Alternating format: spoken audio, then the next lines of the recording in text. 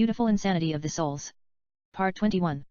Kate, what else did you write after you ran into people in the industry? Adrian, I saw Channing Tatum and his wife Jenna Dewan at the Lakers game, Staples Center, and wrote a plot titled Legends. I have only been in one basketball game in my life. Kate, what's it about? Adrian, Chris, played by Channing, is a basketball coach at St. Joseph High School in San Diego. He leads them to undefeated season and quits for some unknown reason. There is a rumor. Chris might have slept with some of the cheerleaders, but none of it is true. A cheerleader named Jessica had a crush on him, spreaded a rumor saying he took her virginity, which later she denied Chris ever touching her. Chris moves to Los Angeles and gets a desk job in Lakers management office. Chris is a legend. He was one of the best point guards in college. The Lakers drafted him at number 2 pick. He got in a motorcycle accident and forced to retire from the game he loved so much. That part is a little bit based on the Blue Devils' Jason Williams, one of the greatest college players ever. Williams was drafted by the Chicago Bulls with the 2nd overall pick in the 2002 NBA draft, could have gone number 1 easily, but the Houston Rockets chose to select Yao Ming. Nevertheless, after he played 1 season with the Bulls, he got in a motorcycle accident, wasn't wearing a helmet and injured nerve in his legs, forced to retire due to injuries that he sustained. It's one of the biggest tragedies in all basketball that nobody talks about. Yet that's where the similarities between Chris and Jason end. Actually, when it comes style, Chris is like Jason Williams, University of Florida, who was drafted by Sacramento King in the first round of 1998 NBA draft, had an eye in the back on his head, and was a flashy player. Chris now works behind the desk checking players' status and scouting here and there, got the job due to his friend James. They played college together. James is the general manager of the Lakers, doesn't really want Chris to do anything, just wants to keep him in a payroll. Regardless, Chris takes his job seriously, always studies which player has strength and weakness, who they should sign and all. But James tells Chris not to worry about it, just have fun, invites him to see Lakers dancers practice. Rachel, played by Jenna Dewan, is the capital of Laker dancers. She always comes up with various well-choreographed and enchanting dance moves. She is like Paula Abdul on fire. Chris sees Rachel and falls in love with her at sight. Rachel likes him as well, thinks he is cute but doesn't care about anything. She is perfectionist, if the girls don't nail the routine, she wouldn't speak to anybody. Chris might have caught her in one of these moods. They're trying to execute a set of choreographic moves, called addiction, never done before. Some of the girls are not getting it right, keep messing up. It's up to Rachel to guide them. She comes up with the routine, tells them they are not going home till they got it. James is enjoying the dance, but Chris can't take his eyes off Rachel. She can feel his eyes in her heart, and it seems Rachel is dancing for him. Later, Chris runs into her at the parking lot. Actually, he waits for her juggling a basketball with his feet. The ball rolls down the parking lot and comes to Rachel. She kicks it like a soccer player and hurts her toes. Chris removes her shoe and looks at it. She tells him it might be broken. He gives her a soft kiss on the toe and tells her it's not broken, only a sprain, carries her to his convertible, drives and comes to his house. He places her on the sofa and applies ice on it. They then cook together, pasta, and have a late lunch, to replace the energy she lost, dancing. Rachel tells him she just broke up with her boyfriend after she found out he had been cheating. She is on the rebound and isn't looking for a boyfriend. He doesn't believe her. Chris knows she is attracted to him. She is looking at him with desire. Her eyes are glowing like a car's lights, figuratively speaking. He can feel the beat of her heart on her lips pulsating. She wants to kiss him. But he plays it cool. They watch An American in Paris starring Gene Kelly and Lisa Bouvier, which happens to be one of her favorite movies of all time. Chris gives her a foot massage. One thing leads to another. They kiss and make love. Later, they sit in the bathtub. Rachel tells him she is passionate about dancing but doesn't want to spend the rest of her life being a dancer, wants to act, and just maybe singing won't hurt either. She has appeared in a couple of music videos as a dancer here and there, not a big deal, but she wants the spotlight on herself. Some people seek fame and fortune with a flashlight, but she deserves it, has worked hard as long as she remembers, wants to be a star. Chris tells her she is the star in his heart, the brightest them of all, perhaps she can start from there. They kiss and make beautiful love. We are then introduced to Cody, who plays for Lakers. Cody is considered one of the greatest players in history of basketball, the equivalent of Kobe. Yet he has suffered from broken ankle and might be out for the season. Some think he has passed his prime, should retire or do something else.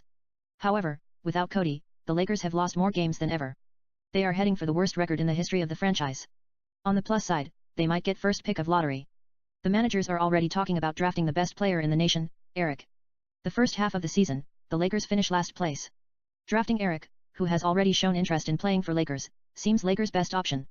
The general management secretly encouraged the team to finish last, even shipping some of the players to playoff contender team. Yet, the fans have mixed feelings. Some want the Lakers to finish last, get Eric and turn around the franchise. Eric is the next Michael Jordan. Some basketball scholars say Eric is way better than Jordan. Lakers will benefit from the draft and could win a championship within 3 years. They are thinking about building the team around him. Other believes pride comes first. It's Lakers tradition. They will not lose games in order to get first draft, will fight to the end.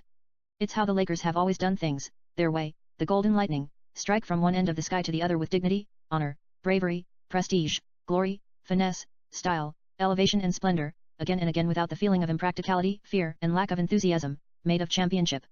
Not only can Elgin Baylor, Jerry West, Kareem Abdul-Jabbar, Magic Johnson, Wilt Chamberlain, Shaq, and others testify to that, but they also makes way for the next wave of Lakers legends. Die-hard fan want players to show some heart. Even Jack Nicholson encourages the Lakers to win. Regardless, the managements continue to prompt Lakers losing games in purpose, telling the players to avoid injury at all costs, and promise them contract extension. Paul, the head coach, says he's not going to accept defeat and quits in the middle. It's up to James, general manager, to fill the hole. James tells Chris if he is interested in coaching Lakers for the remaining of the season. Chris thinks he is joking. James is not kidding, just wants to hire an inexperienced high school coach and drafts Eric. Chris has nothing to lose, takes the job as if it were just part of his duty. The media questions Chris a couple of questions, including his background, coaching experience, digging rumors, and if the Lakers are using him to lose games and get the #1 draft. Chris promises the Lakers' fans he will not let that happen, over his dead body. He will do his best to lead Lakers to the playoff. They are still alive mathematically. His first game as the Lakers coach, Chris gives the players a little motivational speech. We have nothing to lose. Everybody counts us out. All we have to do is to go out and have fun. If we win, we will make love to our girls. If we lose, we will still make love to our girls but think about the game while our dicks are inside their vaginas, and learn from our mistakes. That's a joke. Let's keep it PG-13. Chris tells them, once David Foster Wallace said if you are automatically sure that you know what reality is and who and what is really important, if you want to operate on your default setting then you, like me, probably won't consider possibilities that aren't annoying and miserable. But if you've really learned how to think, how to pay attention, then you'll know you have other options. It will actually be within your power to experience a crowded, hot, slow, consumer hell type situation as not only meaningful, but sacred, on fire with the same force that lit the stars, love, fellowship, the mystical oneness of all things deep down. Word by word. Chris then says, winning is everything. I won't lie to you. In order to win, we have to make a choice. We have to connect with something in ourselves that knows nothing but victory. Once they asked me if I could go back and change few things, would I do it? Hell yeah, if I beat a team, by 2 points, I want to beat them by 10 points, then go back and beat them by 20 and so on, but life is not a time-traveling machine, back to the future. However, that's our least concern, the past. What is done is done. You have to be a poet. You do not want to succeed without a drama, tears, and sweat. Whatever mystery lies beneath your souls, turn it into heat, make it count as if you were on the edge of vehemence, paroxysm, and outburst, and destroying something that is kept neat. And feel the fire on your lungs, each organ in your anatomy and at core of your bone marrow, and play with passion like there is no tomorrow. I don't care if you have to lie or talk sweet, kill, steal, rebound and cheat. I want each one of you to go out and give everything you have, hustle for each loose ball, tread the boards till you can't feel your heartbeat. The players trust him right away. They go out and play with pride. They pull out an amazing victory versus Miami, one of the best team in the Eastern Conference. Wins 2 more games. Chris gets credit. He is the one creating the diagrams and calling the plays. But they lost the next 2 games. 3 out of 2 is not bad. In the meantime, the management say they will sit Cody for the rest of the season and sign John, a suspended player with history of gambling, and Tim, ex-NBA star player with cocaine issue. Chris and the 2 unlikely players helped the team win few games. Still there is 30 games left. In order to get to the playoff, at least they have to win 26 games. It seems impossible. Meanwhile, Rachel and the Lakers dancers come to the rescue, putting the best halftime show ever and distracting the opponents with erotic dance in the between timeout. The dance is a music video itself done Hollywood style. Under Chris' strategy, Lakers win 9 straight games. John and Tim are ruthless. John keeps hitting 3 points at the buzzers. Tim just loves to dunk on players' faces, throws some of the most powerful and the nastiest dunks we have ever seen in the history of the game. One time, Tim does an impossible dunk, spins double 360-degree in the air and dunks the ball on a player face versus New York Knicks, then spits on NBC camera and tells them, "Bring it on, bitch." The bleep it out. Yet they show it on the big screen at Times Square over and over. In the meantime, Chris and Rachel continue to have fun. They make love here and there. Lakers wins 4 straight. They lose 1 versus San Antonio, the best team in the NBA. They were playing without Tim, who was suspended 1 game for spitting on the camera. He told the commissioner it wasn't directed toward anyone, said it in the heat of the moment, and apologizes to NBA fans. The commissioner was impressed by the dunk, only suspended him 1 game. In the other hand, Cody decides to return and help the team, despite the fact risking a permanent ankle injury, says he wants to help the team make the playoff. They win 6 straight games and still find themselves 20 games under 500. The management continue to promote losing in purpose for the greater good and focus on drafting Eric, who has been showing his skill in television shows and PlayStation Street Basketball. Some sell-out Lakers fans continue to come to the game wearing his high school jersey. Meanwhile, the owner couldn't make up his mind. As much as he'd love to have Eric, who comes to the Staples Center to watch the Lakers, the owner wants Lakers to put a couple of wins together and keep the tradition alive. Lakers just do that. They win 5 straight games. It doesn't look good for getting first draft. James screams at Chris, there is no way they are going to make the playoff. What the fuck he is thinking? Chris says he is just doing his job. James wants Cody to sit out for the rest of the season, finds few medical faults. Cody is playing through injury. The doctor says it could end its career. James also finds incriminating evidence on Tim. He is still abusing cocaine. John is gambling on the team. James is going to tear the team apart, draft Eric and rebuilds it from scratch. In the meantime, John admits to Chris that he bet on Lakers to win. Chris tells the story to nobody. Regardless, Tim gets 5 games suspension. John gets 6 games suspension. Cody has to sit out for a while and cannot get back till the doctors clear him, maybe next season. Yet the Lakers, under Chris' unorthodox defense strategy and playing with pure heart, they wins 4 out of 6 games. Laker finds themselves number 11 place in the Western Conference. They still can finish with the worst record in the league, get first pick and draft Eric. Even they make it playoff at the number 8 seed, playoff spot, they have to play the number 1 seed San Antonio, a team that has already beat them 3 times. The managements want Eric, and are willing to do anything to get him. There is a meeting. James says this is not only about the sport. It's also business. Eric's UCLA, freshman, shirt has sold in $125 millions, more than the entire Lakers players despite the fact he dropped out of college to go pro. However, James won't compromise the success Lakers are having, for the time being. It's a lie. They all want Eric. Regardless, some Lakers fans continue to come to the game wearing Eric's jersey. No teams in the right mind is going to trade him. He's a franchise player like LeBron James, no question about it. They look at the video. He has no weakness, can play point guard, small forward, power forward, shooting guard. He hits 3 with both right and left hands, can pass, play defense, and dribble better than Allen Iverson. Eric is phenomenon, always wants the ball when the game is on the line. Dribble 3-4 players and dunks on the face of centers as if they were little kids who are standing at the basketball court and waiting for their parents to pick them up. And when it comes to dunks, he is real human highlight. Dominic Wilkins and Vince Carter have nothing on him. He lights up the entire stars in the solar system, it's a figure of speech, yet can be seen in Pluto where light is off limits. You can make argument for the haters. Later, James sits with Chris and tells him the Lakers will extend his contract, just take it easy. Chris knows what James is trying to say but tells him you have to fire me. I am not going to throw any game away, even miss a free throw or call a timeout if the owner is lying on the court shot in the heart, or having a brain seizure. This is my team. I will die trying. James knows Chris means it and can't fire him. It might look too obvious. The Lakers are winning. If he fires Chris, he has a lot of explaining to do. And James doesn't want another scandal. They are already criticized by media, sport magazines, and newspapers. The sport world knows Lakers are cheating to get Eric. Instead James tries various other methods to lose games, including telling players to fake old injuries. James contacts Matt, one of the spiritual leader of the team and the backbone of Lakers defense. He puts Matt's X-rays information in front of him, a new contract and $250 thousands in cash stuffed inside a Laker mascot, it's a bounce. He tells him it's a gift for his son. And all he has to do is fake an old injury and sit out a couple of games.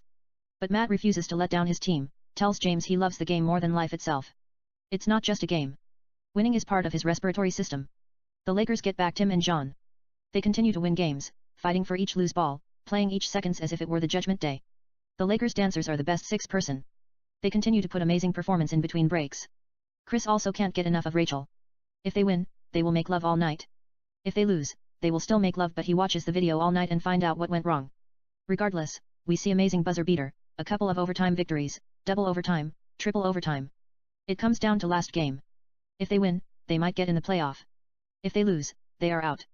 They also need a lot of help from other teams, including Nugget versus Utah that are playing at home.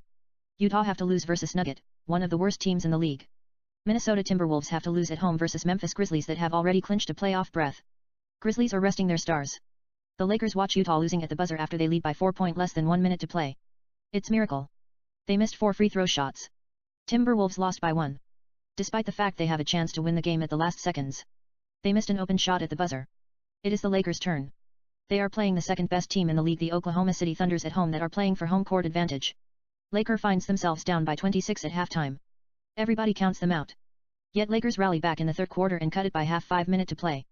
They cut it down to single digit, 9, 2 minute to play but Oklahoma City hit 2 consecutive 3 points and Lakers find themselves down by 15 points. But Chris will not let them lose, draws a couple of diagrams. The Lakers hit 2 3-points back to back and responds right away. Chris winks at Rachel. She flashes her breasts at Westbrook. Matt steals the ball and passes it to John.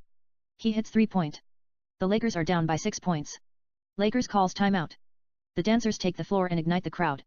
Rachel is in charge of the dance. The girls set the court on fire. Above all they put the Thunders in a trance. There is a turnover by Oklahoma City. The Lakers get the ball and attempt 3 points. They miss it but Tim gets the rebound and throws one of the nastiest dunk ever seen in the galaxy. It's so powerful. The entire person in City of Angels must have heard it if not in the nation. He threw it at Kevin Durant's face, and was fouled. 3-point play. Time stops for a while. Everybody is left speechless. They show it over and over in the big screen. The crowd are on their feet. Tim hits the extra point, nothing but a net. But the referee takes it away. They say Tim stepped on the line. Tim goes mad, almost got technical, was about to choke the referee. The Lakers need that point so badly. Chris stops him. The Lakers are down by 4 points under 24 seconds to play. Matt tries to steal the ball but he's called for a foul. Westbrook makes the first and misses the second. The Thunders get the rebound and Kevin Durant hits 3 points. It is a dagger. They are down by 8 under 12 seconds to play. Chris has to call timeout, draws a diagram. Matt quickly hits 3-point and is fouled. It is a 4-point play. He scores the free throw. The crowd are back on their feet. The Lakers steal the ball. John hits 3-point. The quickest 7-point ever recorded in the history of the game. It's pure drama. They are down by 1 point under 4 seconds to play. They quickly foul Kevin Durant. He makes the first and misses the second. The Lakers get the rebound down by 2. Tim passes to John. He hits 3-point at the half court, barely beating the buzzer. The referees look at the video. The ball just left John's hand 0 second. It's hard to tell from the video. They give them the win the benefit of the doubt. The Lakers are in the playoff. Nobody gives them chance. San Antonio jump to 3-0 lead. Miracles continues to happen. Lakers win at the buzzer Game 4. They win Game 5 in San Antonio in double overtime. The Lakers win Game 6 at home. Game 7, San Antonio jump to 30 points lead at the half. Cody, who has been bothered by ankle injury, returns in the second half, and inspires the team. They cut the lead by 15 5-minute to play, down by 6 under 1 minute to play. Matt hits 3-point. After good defense and miss free throws, the Lakers get the ball 6 seconds to play down by 2. John hits 3 points at the buzzer and the Lakers advance to the next round. Next, Phoenix is awaiting. They beat Phoenix in 7 games in a dramatic fashion. In the meantime, the Lakers dancers are the talk of the sport world, putting the best choreographic dances we have ever seen in our lives. Sometimes, they dance erotic without underwear to distract the opponent when the Lakers need them the most. They play Dallas at the Western Conference Championship game. Lakers, down 3-1, put consecutive victories and wins it in 7 games. NBA Final, LA Lakers vs Miami Heat. Nobody thinks the Lakers is going to win. Heat jump into 3-0 lead. The Lakers fights back and tie the game at 3. Game 7, the Lakers find themselves down 35 points at half, the biggest deposit in the finals. Chris gives them a motivation speech, just go out and change the game of basketball forever. They will never look at you the same again. And if they do, they will only remember today. The Lakers come back behind and win it in double overtime. Chris cuddles Rachel. They kiss intimately. The end. Kate, that is not bad. Chapter 9. Adrian, I have the story in the back of my brain. I might focus on the relationship between Chris and Rachel. She is a dancer, gets an offer to do a movie after a producer named Keith sees her dance at the game. Later, Keith seduces her. But Rachel, who is in love with Chris, resists the temptation, just keeps it professional. Later, Rachel has a fallout with Chris, who cares about winning at all costs. He studies the games day and night, knows it's one of the most demanding job, especially to lead the worst team in the league to a playoff, and eventually would win a championship. He has to sacrifice a lot of things. However, Rachel understands him more than anybody and chooses to stick by him while dividing her times between her dreams, filming a romantic comedy, and the Lakers, inventing various seductive dance routines, and Chris, making passionate love to him till her heart aches and stops beating. She even strips for him with Rush Rush by Paula Abdul. It's one of the sexiest takes in the history of cinema. She got her groove on and lays it down. Meanwhile, Chris supports Rachel, reads a screenplay with her, for the film that she is shooting, Till Love Do Us Part, romantic comedy, while making love to her as if she were the soul that was placed in his heart. He even invites Rachel and the Lakers dancers to train with the player. The ladies show the players few dance routines. Chris thinks it might help the players with their footworks. It is also to trick the players to practice more hours and give everything they have. It works like charm. I'll figure out the angles. It's up to Channing and Jenna. It's their film. They can do whatever they want to do with it. Kate, I saw White House something starring Channing and Jamie Foxx. I forgot the title. I think White House Fall, Protecting the President of the USA. Adrian, it's White House Down. I might write Lethal Weapon remake starring Channing Tatum as Detective Martin Riggs, originally played by Mel Gibson, and Jamie Foxx as Roger Murtaugh, played by Danny Glover. I had the story in the back of my mind. I thought Will Smith might give the movie humor, and maybe some kind of glamour like Bad Boys. But Jamie Foxx can keep it authentic like Miami Vice and natural like Danny Glover in Lethal Weapon movies. It doesn't matter. Actually, it's not even a remake. It's a new story. Kate, I want to hear it. Adrian, Martin and Roger are the finest cops in Los Angeles. They stop a couple of bad guys from committing crime and put them away here and there. I will work on how the movie begins. I am going to come straight to the point. There is a madman named Vincent who tells the cops he will kill a cop and the member of their families every 24 hours if they don't transfer $500 million to his Swiss account. Martin and Roger are assigned to investigate the case.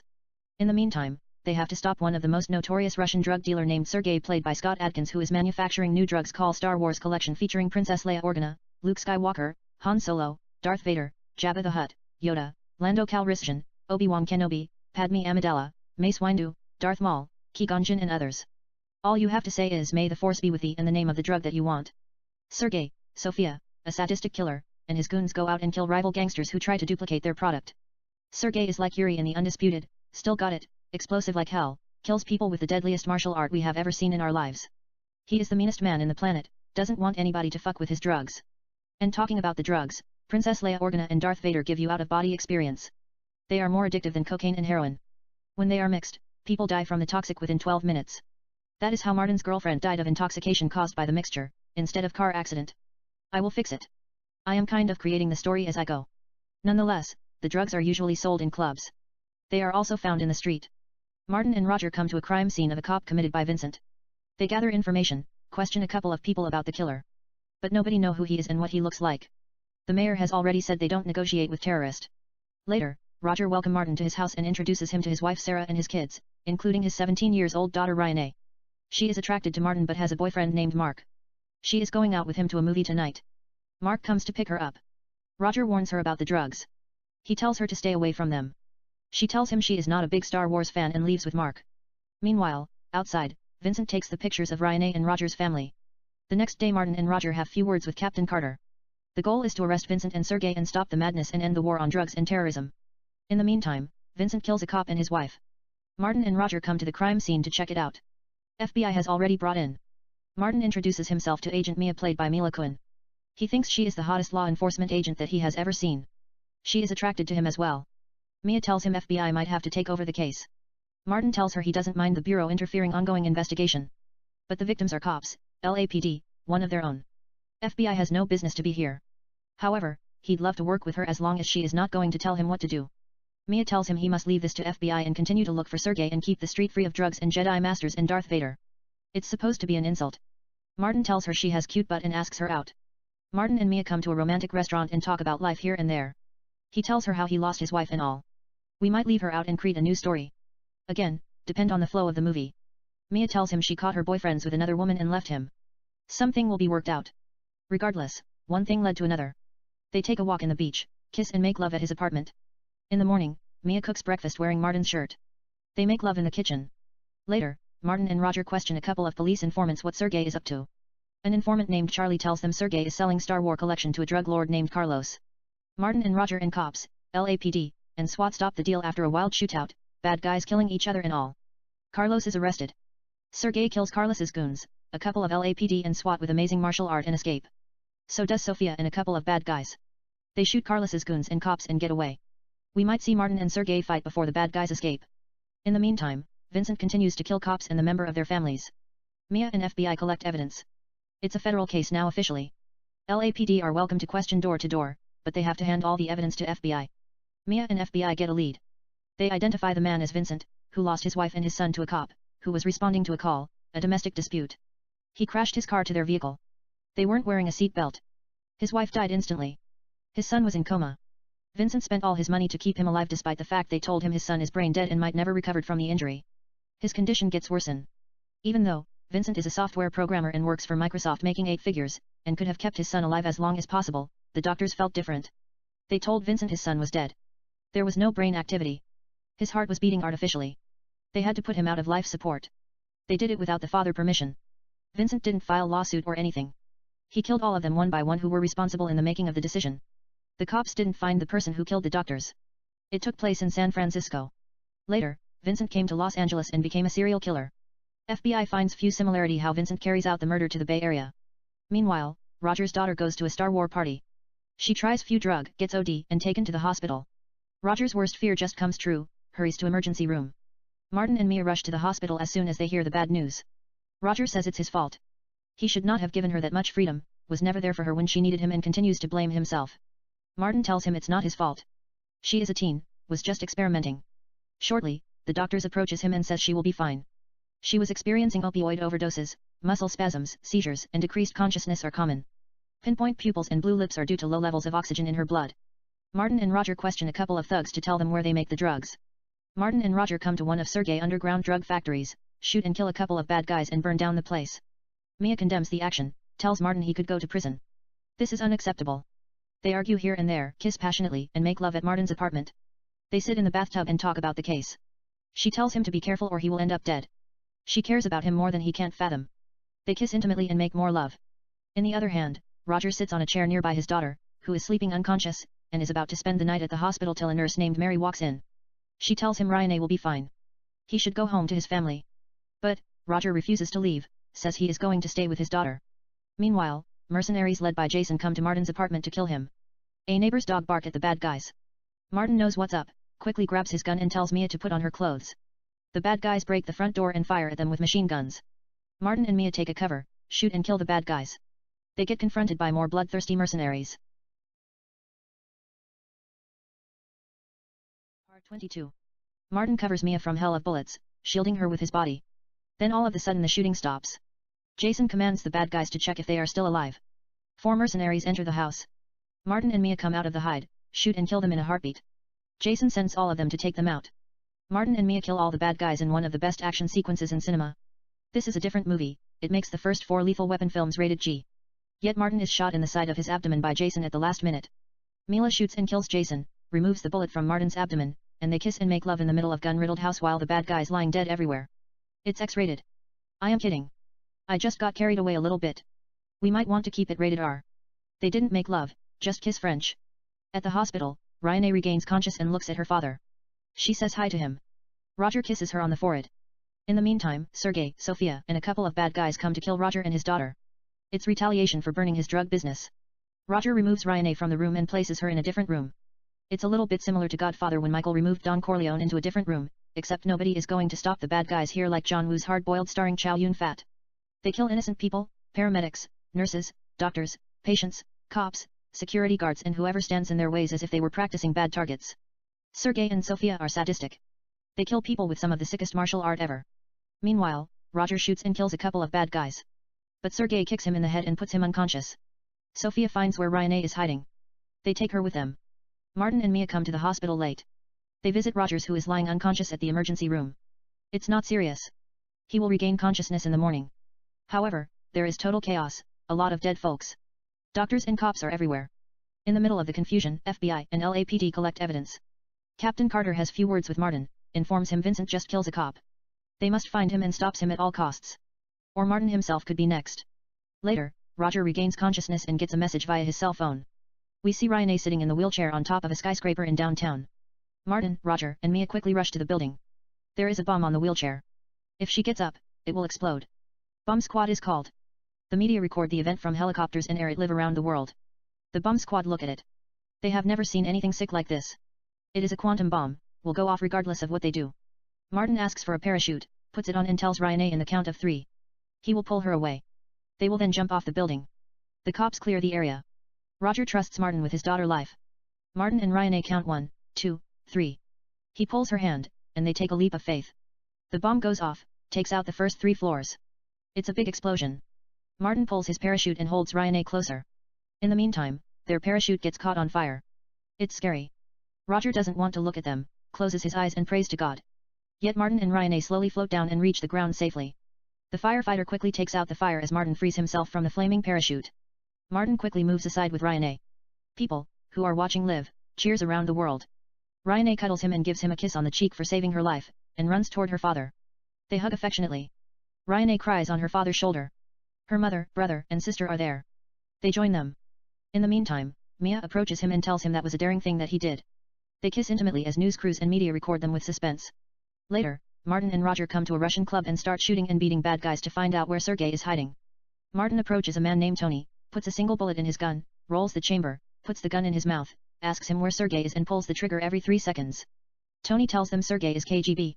He is CIA informant. That's why he does what he does. He is untouchable. Martin comes to a prison and asks Boris, whom he arrested at beginning of the movie for selling guns to Mexican gangsters, what Sergei is up to. Boris tells Martin he has heard news, will tell him the news if they let him go. Martin says sure, takes Boris to an abandoned building and introduces him to a beautiful Chinese girl named Lucy. Boris doesn't know what's going on. Lucy hits him on the head with a deadly martial art and knocks him out cold. Then 3 more Chinese girls come out of nowhere and tie him up on Chinese water drip torture table. When Boris comes out of headache, he finds out water is dropping on his forehead. It feels like someone is hammering a nail into his brain. Martin says nothing, just stands eating an apple. Boris agrees to talk, tells Martin Sergei just purchased a nuclear weapon from Vladimir, a corrupted Russian general. We see it in flashbacks how the deal goes. Boris then tells him Sergei is planning to sell the nuke to a mysterious man for billions. Martin asks him where Sergei is. Boris tells him nobody knows where he is, could be everywhere, at the same time nowhere. He is like the devil, the manifestation of pure evil. Boris then adds Martin's best bet is to talk to CIA. They know where Sergei is. Martin just gives up, hates to deal with CIA. When all hope seems lost, Boris gives Martin a name, James. He is a CIA official and lives in Beverly Hills with his actress girlfriend. Martin puts Boris back to jail. Martin and Roger pay James a visit. They catch him off guard. He is taking bath with an actress named Maria. Roger points his gun at him. Martin cuts the wire from the television at the living room, comes to the bathroom with the wire, plugs it into an electrical outlet, tells Maria to step out of the bathtub and threatens James to electrocute him if he doesn't talk. James tells them where Sergei is and who is going to sell the nuclear to, all the information is in his laptop. Roger brings James' laptop to the bathroom. James shows them the pictures of Vincent. He tells them he is the buyer. The deal is going down in a warehouse at the Universal Studio as they speak now. Martin and Roger rush to Universal Studio, don't have time to call back up. Besides, they are kind of suspended for burning down Sergei drug business. They are on their own. Martin calls Mia and tells her what's happening. Martin and Roger come to the Universal Studio warehouse. Mia, who happens to be in the area, arrives at the studio alone. The trio surprise the bad guys. Martin, Roger, and Mia shoot and kill a couple of bad guys. Martin and Sergei fight with a well-scripted martial art, except Martin doesn't know anything about martial art. He just attacks Sergei like how Mel Gibson fought with Jet Li in Lethal Weapon 4. Sergei breaks him to pieces. In the meantime, Roger goes after Vincent. Mia and Sophia combat with deadly martial arts. Sergei is killing Martin. Actually, it's unscripted. Serge is picking Martin apart as if he were training, and nobody is allowed to touch him. Amazingly, Martin keeps getting up and continue to attack Sergei. Martin then throws a wild punch and hits Sergei on the nose. There is blood on Sergei's nose. Nobody has ever made Sergei bleed before. This is the first time. Sergei tells Martin to hit him again on purpose. Martin punches him on the face as hard as he can. Sergei doesn't feel no pain. Martin punches him again. Sergei tells him he punches like a bitch and tricks him to punch harder. When Martin is about to punch him with everything he got, Sergei headbutts his hand breaking Martin's wrist and hits him on the face with an explosive punch. Martin is knocked the fuck out. When we think he might be dead, he gets up on his feet and tells him, "Is that all you got, bitch? Bring it on." Sergei cannot believe what he is seeing, comes to finish him, spins 720 degrees in the air and tries to kick him on the face. It is his signature move. But Martin grabs him in the air and slams him against the ground hard. A sharp object pierces through the back of Sergei's neck and comes out of the other end, upper chest, next to his neck. Amazingly Sergei is alive, pulls the object out of his anatomy and comes after Martin, throws a bunch. He is not the same person. Martin ducks and punches him in the stomach hard. He then headbutts him on the face. Sergei punches him on the face. But he lost the power. Martin smashes Sergei's face with explosive punch. Sergei is losing a lot of blood, goes after Martin with everything he has. Martin then tackles him, a sharp object pierces through Sergei's throat and stick in his neck. Sergei is a beast, pull the object out of his neck, flies on the air and punches him on the face. Martin shakes it off, blocks Sergei's next punch, hits at him right hook and knock him down. Sergei is out. Martin gets on top of Sergei and punches his on the face several times. He is dead. Meanwhile, Mia and Sophia continue to fight to the death.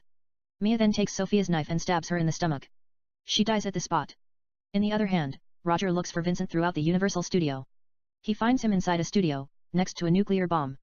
It's ticking. Roger points his gun at Vincent. So does the madman. It's a Mexico standoff. Vincent tells Roger nuke will go off in 5 minutes. But that is not the whole story. There are about 30 television screens in the room. Vincent shows Roger videos of his family who are tied up at the house. There is a bomb. Vincent tells Roger he can go home and save his family. Or stay there and save the city. Roger shoots Vincent between his eyes and kill him.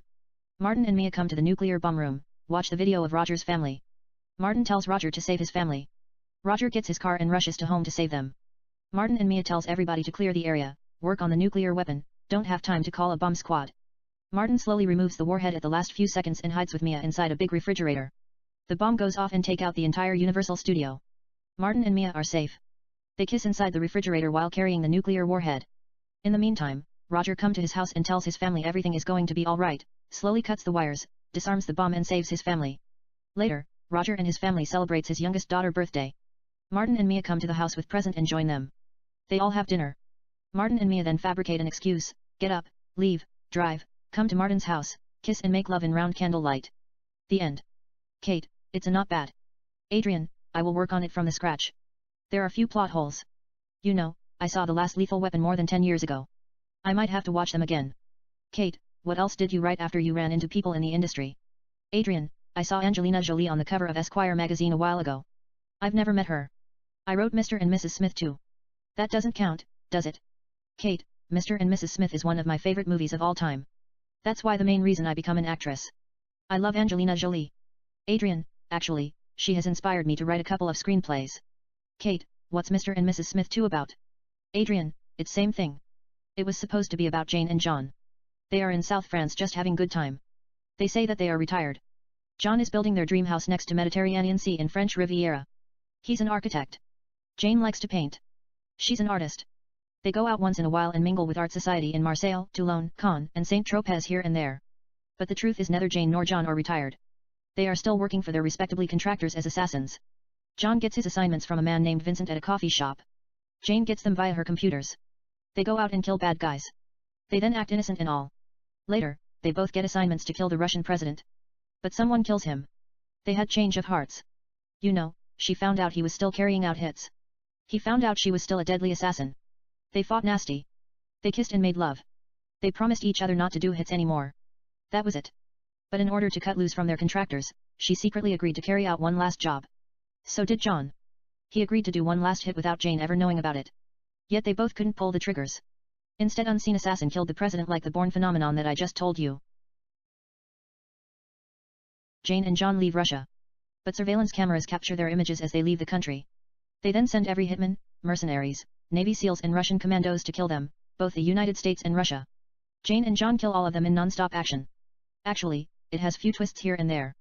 But later, I killed Mr. and Mrs. Smith too and used the whole idea to write Confession of a Hitman starring Vanessa Hudgens. I had a little bit crash on Vanessa after I watched her in Zack Snyder's Sucker Punch. I ran into her at Santa Monica. Besides, I have written a lot of screenplays inspired by Angelina Jolie. She is probably tired of killing after Mr. and Mrs. Smith, Wanted and Salt, but I could be wrong. You never get tired of action. That's beside the point. I have always depicted her a woman who gets under your skin and collects your heartbeat. She makes you think she seems out of your reach. But that is a lie. You know, she is a seductress. She likes to play with your emotion. Temptation is nothing new, but she doesn't always keep you guess. If you have something that she wants, she will expect to get it regardless whether you like it or not. Nevertheless, you can always have deep intellectual conversation with her just about everything, including how the stars form in her eyes. Even though it's in your head, Angelina creates life not only feels good inside but also looks beautiful outside, as if the breath of life not that boils out of her lungs, that can wait for passionate sex scenes, but poetry, mystery, air, spirit, prophecy that steam out of those curly enchanting lips. They might have given us all soul in some unexplained way. She is vision. She has always been successful in bringing out my best. At the same time, she is your best friend, perhaps wild but a teenager at the heart. She just wants to have fun and be loved above everything. Kate, that's something, but what's Confession of Hitman about? Adrian, Michael is a contract killer. He is in Libya to assassin the dictator of Libyan. He successfully carries out the hit and head to Paris. Vanessa is a graduate student at the University of New York City, majored in art history. She is going to see her fiancé Kevin in Paris.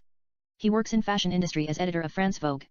While flying to Paris, Michael and Vanessa sit next to each other. It's love at first sight. However, they only manage to have small talk. She is engaged to Kevin. At Paris airport, Michael and Vanessa say bye and go to their separate ways. Kevin comes to pick her up. Michael takes a taxi. He comes to his apartment and checks his laptop for some kind of payment. Meanwhile, in USA, at the White House, the president of USA, Rachel, played by Thandie Newton's, talk about Russia that is bombing Kastan. It's a fictional country that just claimed independence from Russia. USA condemn the actions taken by Russia, including chemical weapons that killed thousands of innocent people. Then at the Pentagon, Chief CIA Deputy Edward, Vice President Richard and President Rachel and a couple of generals talk about taking action. But Rachel forbids any kinds of military action. She'll not go nuclear war with Russia. They must resolve the issue diplomatically. She tells them it's unthinkable. Yet Edward suggests that CIA just discovers mineral called UBT in Kastan. It's 100 times more powerful than uranium, gold, and diamond, never seen anything like that. It's the future, the ultimate energy in the solar system, and will send mankind to space and beyond. USA must get its hand on it at all costs if they have any plan of conquering the universe. In the other hand, in Moscow, the Russian believes it is CIA that put the idea of independence in Kastan in order to obtain UBT. Meanwhile, in USA, Edward says they must respond as soon as possible and win the war by any means necessary. But Rachel refuses to go war with Russia. She will not wage war against Russia period. They have nothing to gain. A lot of people will die in vain. In Paris, Michael runs into Vanessa at the Louvre Museum. They strike up a conversation. She asks him if he's following her. He tells her he can't stop thinking about her, thinks he might be in love with her. He pretends he is joking. She smiles in beauty. Vanessa tells him she has been thinking about him. He looks at her eyes softly. She gazes at his eyes intimately. They are attracted to each other. There is no secret. It seems they are about to kiss without each other's permission, but they get interrupted by Jasmine. She is Vanessa's best friend. Vanessa introduces Michael to Jasmine. Michael comes up an excuse and walks away. Later that night, Vanessa and Kevin have dinner at a fancy restaurant. Kevin tells her he has a one-night stand with a French model. It is only sex. She'd better hear it from him than her friends. He is sorry. It'll never happen again. Vanessa is upset, storms out of the restaurant, comes to a bridge at Siena River and looks at the water. Her eyes are filled with tears. Out of nowhere comes Michael and stands next to her. She is happy to see him. Yet tears fall down by her cheeks naturally as she blinks her eyes. Michael asks her what's wrong. Vanessa says she wants to be left alone. She doesn't really means it, needs him now more than anything. Regardless, Michael tricks her into accompany him to a blues house. They sit and talk while listening to a live performance by Lana Del Rey. Vanessa tells him everything. He says he is sorry to hear that. Minutes later, Lana Del Rey sings Summertime Sadness. Michael and Vanessa dance slow. He wants to kiss her. She wants to kiss him. But Michael doesn't want to take advantage of her. Vanessa is hurt. Besides, she has few drinks. Later as they get back to her hotel, Michael tells her we all make mistakes, should learn to forgive and forget and continue to love till we can't feel the beats of our hearts if we want to have any chance for happiness, but we must always follow our hearts no matter what it is. She gives him her engagement ring and tells him to throw it away. Vanessa then kisses him French and goes to the hotel. Next, Michael has an assignment to kill the president of the Russia Boris, who is threatening USA with nuclear war due to USA involvement of Kastan, the mineral, and all. They know what's up. Michael comes to Moscow, passes all securities dexterously and positions himself to kill. But at the last minute, when he is about to pull the trigger, he has a change of heart. All he sees is Vanessa. Yet an unknown assassin, James, shoots and kills the president of the Russia Boris. Immediately, the Russian authorities surround Michael as if they were informed. It's a little bit similar to the Bourne phenomenon that I just told you earlier. He shoots his way out and escape in breathtaking action sequences and car chase scene. Michael returns to Paris and comes to his apartment. He grabs a couple of passports, guns, and money. When he is about to leave, he notices his apartment building is surrounded by hundreds of French police and SWAT as well as mercenaries led by a man named Blake. Michael shoots his way out and escapes. He gets in a motorcycle, rides in the streets of Paris and continues to get away. French police are everywhere. They follow him. Michael gets off the motorcycle and walks into a shopping mall and continues to flee. The cops continue to pursue him. Michael then sees a red Fiat parked next to the shopping mall. There is a girl in passenger seat. Michael gets behind the wheel and looks at the girl. It's Vanessa. Michael quickly starts the car and drives away. Vanessa is thinking about returning back to New York City, and was doing last-minute shopping with Jasmine. She doesn't know what's going on. Vanessa asks Michael what's happening. Michael tells her bad guys are trying to kill him. He advises her to buckle up. The car belongs to Jasmine. She gives the French authorities the description of her car. The cops address the information to every cop in Paris. Hundreds of French cops and mercenaries follows him. Michael is an amazing driver. He maneuvers through the streets of Paris as if he were Formula 1 race car driver. They continue to follow him. Mercenaries fire at them. Michael covers Vanessa and drives faster as he continues to take off. The bad guys catch up to them and fire at him. Michael is shot in the arm, bleeding, does one of the most astonishing moves we have ever seen in cinema and elude his pursuers. Michael and Vanessa come to the Cathedral of St. Mary. Yet Michael passes out due to loss of blood. Vanessa and Father Jean Reno take him into the church. Father Jean Reno is a doctor, removes the bilt from Michael's arm as Vanessa assists him here and there. In USA, Washington, D.C., President Rachel addresses the news. The government of USA has nothing to do with the assassination of Boris. It is a major lose for the international community. She gives her condolence to his family and friends in Russia. In the meantime, CIA Director Edward, Vice President Richard and other top officials talk about the assassination. Edward says Michael and everybody, unimportant people, who is involved in the assassination, must be terminated right away, before dawn. CIA hitmen kill a couple of people while they are watching TV, sleeping in the middle of the night. Planting bombs. The houses explode while they are having dinner, doing various things. They shoot them inside an elevator, starting their cars at the parking lot, etc. They kill all of them. In Paris, Michael has regained consciousness, has already recovered from his injury. He knows he can't stay for long, takes Father Jean Reno's car key and tells Vanessa to return to her friend. But Vanessa reminds him what he told her, to follow her heart. She will go with him wherever he is going.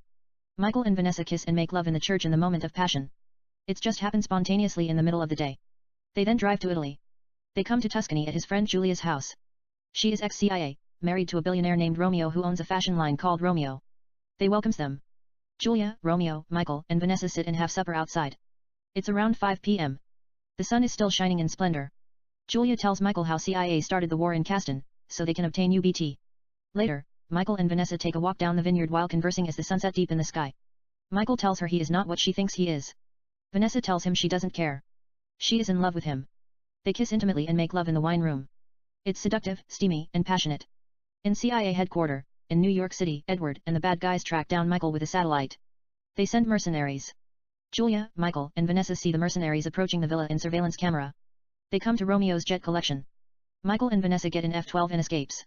Yet they are quickly approached by 4 fighter jets. The bad guys fire at them. Michael, who is ex-Navy aviator, flies dexterously and shoots them down one by one. Actually, there are a couple of breathtaking flight scenes. I will go straight to the point. Michael sees a big truck driving down the road. It's carrying a luxurious yacht. He flies with full speed, goes under the car like the Fast and the Furious. The last bad guys try to do the same but hit the truck. Everything explodes like hell. Michael and Vanessa come to Greece, flying. In Greece, Michael and Vanessa are confronted by James who is sent by Edward to kill them. They have Jason Bourne-style shootout and car chase takes in the streets of Greece. Mickey shoots and kills James. That night, Michael and Vanessa kiss and make love in round candlelight at a beautiful resort. Meanwhile, Edward tracks them down with a satellite and sends Blake to take them out. Blake comes to the motel with about 50 mercenaries. Michael and Vanessa have a wild shootout versus the bad guys like Lethal Weapon that I just told you now. Michael and Vanessa kill all of them in one of the best shootout ever filmed. Yet Michael gets shot on the side of the abdomen. Vanessa retrieves the bullet from his body with first aid and sew it. Vanessa is also shot in the buttock. It's a ricochet, nothing serious. Michael easily pulls out the bullet with a knife. They kiss and make love covered with blood in the middle of the corpses, dead bad guys, in order to curb their enthusiasm. It's erotic. We see blood exiting from Vanessa buttock seductively. Michael and Vanessa then contact a man named Victor who runs clubs in Athens. Michael knows him. They serve in the US Navy together. He asks him to help them. Victor hacks into CIA database and show him who is behind the conspiracy.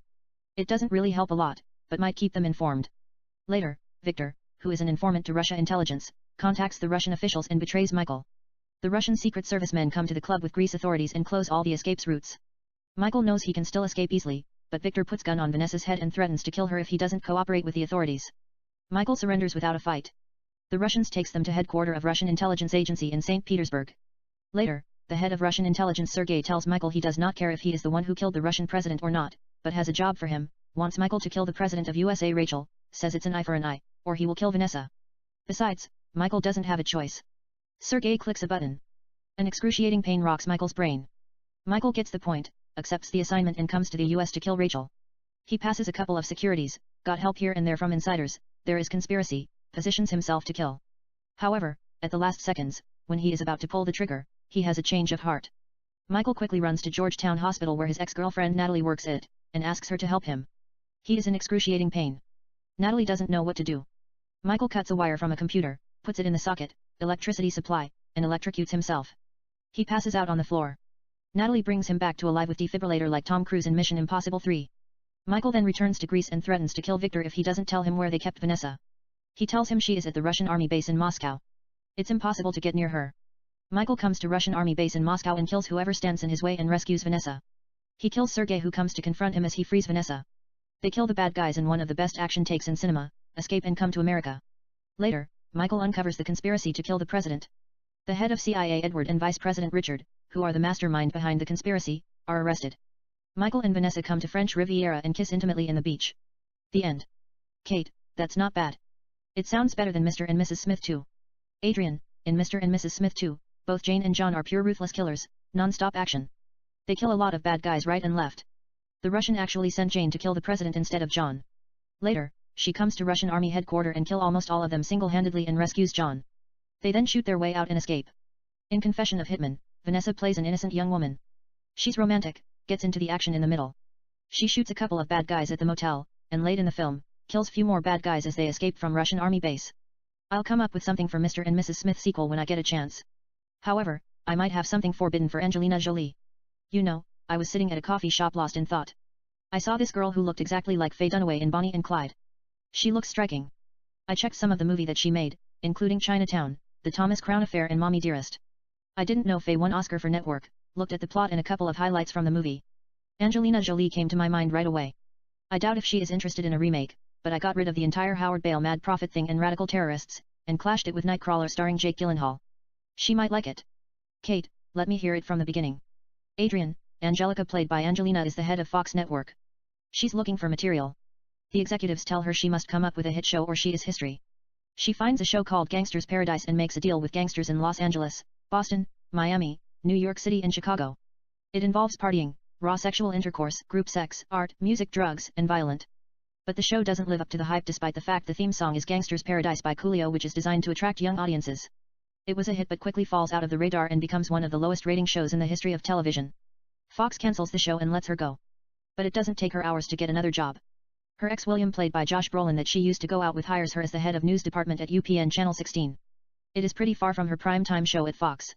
But she likes keeping herself busy regardless. She tells them no more cats and dog stories. They will get rude and newsanity. It's her show. She's going to run it her way. Here is where I got lost a little bit.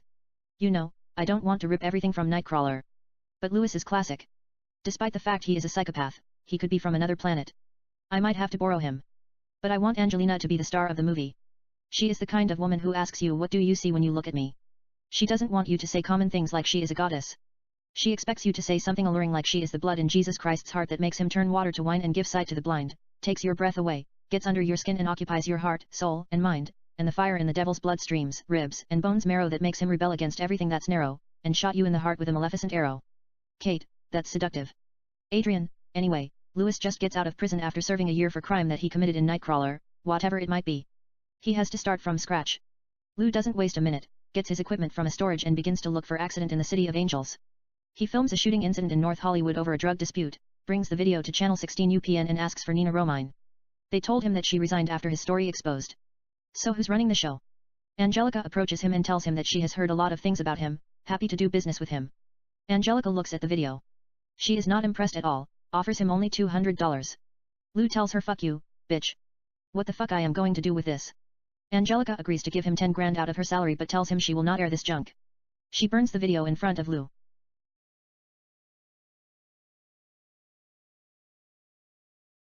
Part 23.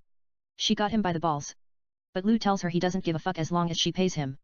She takes out a check, removes her shoes, puts her foot on his dick and writes him a check, tells him to bring real footage next time. Angelica also reminds him she is not Nina Romine. Lou tells her he will see about that and walks away. Lou thinks he might need assistance, knows he can't do it alone, and hired a man named Joel. They go out and begin to collect serious footage of accidents and crimes in the city of Los Angeles. Angelica is not impressed at all, even though other news stations would kill for materials that Lou is bringing. Meanwhile, Lou seduces a news anchor named Jessica. Even though she's married, they have sex at the open parking lot, on the hood of her car. It's to release tension. Lou continues to bring the best footage. However, Angelica keeps telling him this is what she has in her mind. Lou is attracted to her sexually, just can't wait to fuck the living hell out of her. He asks her out a date. She accepts his invitation. They come to a fancy restaurant. There is live jazz music. Lou asks her why she is tough on him. Angelica says it's because she knows where his true potential lies, and asks him if he wants to have sex with her. He looks at her confused. She tells him to fuck her till her pussy goes numb. They take ecstasy and have one of the craziest sexes in the history of cinema. They fuck like porn stars. We see everything. It's pornography literally. Later, in the bathtub, she tells him to contact a man named Vincent. He will give him something. Lou contacts Vincent, meets him at a strip club. Vincent gives him a disc. What is this? Lou looks at the disc. It contains all the criminals in Los Angeles, including drug dealers, house burglars, rapists, child molesters, sick directors, who involve in pornography of minors and all sorts of weird things, drug addict movie stars, corrupted politicians, etc. It's the holy grail. He doesn't know where to start. Lou knows he just hits a jackpot. It's better than winning a lottery. You know, it's like you walk into a bank. There are no guards. There are money everywhere. Would you empty the cash registers first, or you go straight to the vault? Lou goes straight to vault, looks at some of the names in the computer. They are hardcore criminals. If things go wrong, they will kill him. But he knows he has always lived for those moments. That's what gives him adrenal rush. His first target is a bloodthirsty gun dealer named Dylan. He follows him day and night. Then bingo. Dylan gets a shipment, a track full of gun from Russia. Lou calls LAPD and informs them what's up. The cops come and surround the place. Dylan is a madman. He's not going to surrender without a war. Dylan and his goons fire at the cops as if it were 4th of July. The cops fire at them back. FBI and SWAT arrive to the scene, kill all of them at the spot. Lou captures everything, brings the video to Angelica. She knows he could do it, tells the employees, journalist and camera crew, to leave them alone. All the workers leave the newsroom. Angelica removes her underwear and kisses Lou French. She opens his pant, gives a blowjob just a little bit till he gets his hard on, bends and tells him to put it whatever he feels like it. He puts it in her vagina, fucks her slowly, pulls her hair, kisses her lips and comes inside her. She asks him why he didn't put it in her ass. It's tight. Most guys love it. He tells her he would put it there next time. She tells him there might not be next time. He tells her there is always next time. They kiss French. Angelica pays him 50 grand and says this is just the beginning, go get them, tiger. She kisses him intimately. Lou goes out and gets some of the best footage of accidents and crimes in TV. In fact, we have never seen anything like these. They are not news. They are movies, drug dealers, thieves, pedophiles, all kinds of criminals caught in act. She even joins him in the recording when Joel calls sick. They make love in the car. They start doing cocaine and fuck till their heads explode. Actually, let's go back a little bit. It started out with Lou. He met an attractive girl named Sophia. She looks like Kate Upton, sexy, gorgeous, and voluptuous. She could be her twin. I had Kate Upton in mind for the role but doubt she is going to do it. Things would get graphic. Regardless, Lou asked her out a date. They had sex and all. She is an aspiring actress and a model. Sometimes, she had free time. He told her to ride with him if what he was doing was safe but still dangerous and gory. Joel kept calling sick. He would quit later. I am still working on it. He might have various assistants here and there. Regardless, Lou liked to take Sophia with him, said it might help her when she auditions for movies. It was like sort of method acting. He told her about Robert De Niro, how he drove taxi before he did Taxi Driver and all. She is young, thought it was fun and even got turned on seeing him work, driving with full speed and recording all kinds of crimes. Lou recorded people engaging in bizarre erotic sex and all kinds of carnal activities at an underground club ran by Ukrainian gangsters with hidden camera, which he placed in Veronica's S&M leather outfit, then calls the cops. LAPD raided the place and arrested everybody. Lou also recorded cops selling drugs. But that's nothing. He paid a Spanish man named Carlos to get under the skin of a couple of white cops. Carlos told them something offending. The cops beat the hell out of him like Rodney King. Lou recorded them. Angelica aired it. The next day, there was a big riot. Actually, it was one of the biggest riots in the history. Every Latino and Mexican came out and turned the city of Los Angeles upside down. It was bigger than both Rodney King and Martin Luther King assassination riot put together. Louis captured the best footage. Latino people breaking stores, beating white folks, burning cars, etc. Louis paid them to destroy something. They don't have to be Mexican, could be white or black or Chinese. He would give the crooks a couple of dough. They put on masks and set rich white people's houses on fire, especially in Beverly Hills, Bel Air, Holmby Hills, Sunset Strip, and Hollywood, fill bottles with gas, light them up and throw the gas at houses while the residents are still inside with their kids and all. Ambulances and firefighters arrived everywhere and took out the fire. It looks like a war coverage. Lou even involved in a heroic act. A splendid house in Beverly Hills 90,210 was in fire. The resident evacuated the house but forgot their puppy inside the villa. Lou had seen the dog before, walked through the fire with his camera and rescued the puppy and gave the dog to a little girl whom the dog belongs to. Later during the riot, while recording, some Latinos came to attack Lou. He had already hired a couple of Mexicans to protect him, would tell them he was the one who exposed the news. They left him alone. Sophia was in the middle of all this madness. She enjoyed it at a front seat. It's movie to her. Sophia loves to do cocaine, smokes joint as if they were cigarettes, and even asked Lou to make love to her in the middle of the chaos. They had sex in the car as people shake the car and set the vehicle on fire. Luckily, the car was fireproof. It just made it exotic. Lou brought Sophia to the station with him, so Angelica could see her. They kissed explicitly to make Angelica jealous. Like they said, this too shall pass, the riot news died as if nothing happened. When Angelica was not watching, Lou began to treat Sophia like a whore.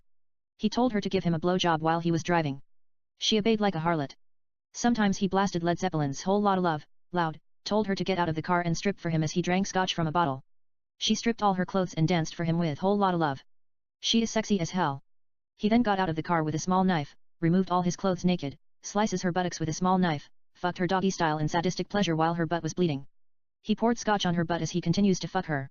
She screams with pain and erotic gratification, making all kinds of sexual sounds. Lou then sets her butts on fire as he came inside her, yet quickly put the fire out of her butts. It's mean. He ruined her butts, had to treat it with first aid. She couldn't even sit. Lou did cocaine on her butt, kissed her buttocks softly and told her that he loved her. You know, it was not that bad. She would live. Fortunately, it would heal quickly. Later, Sophia told him that he was just using her. First, he said that he adored her. But she didn't believe him. He then told her that he was using her. She was nothing but a whore and asked her if she had a problem with that.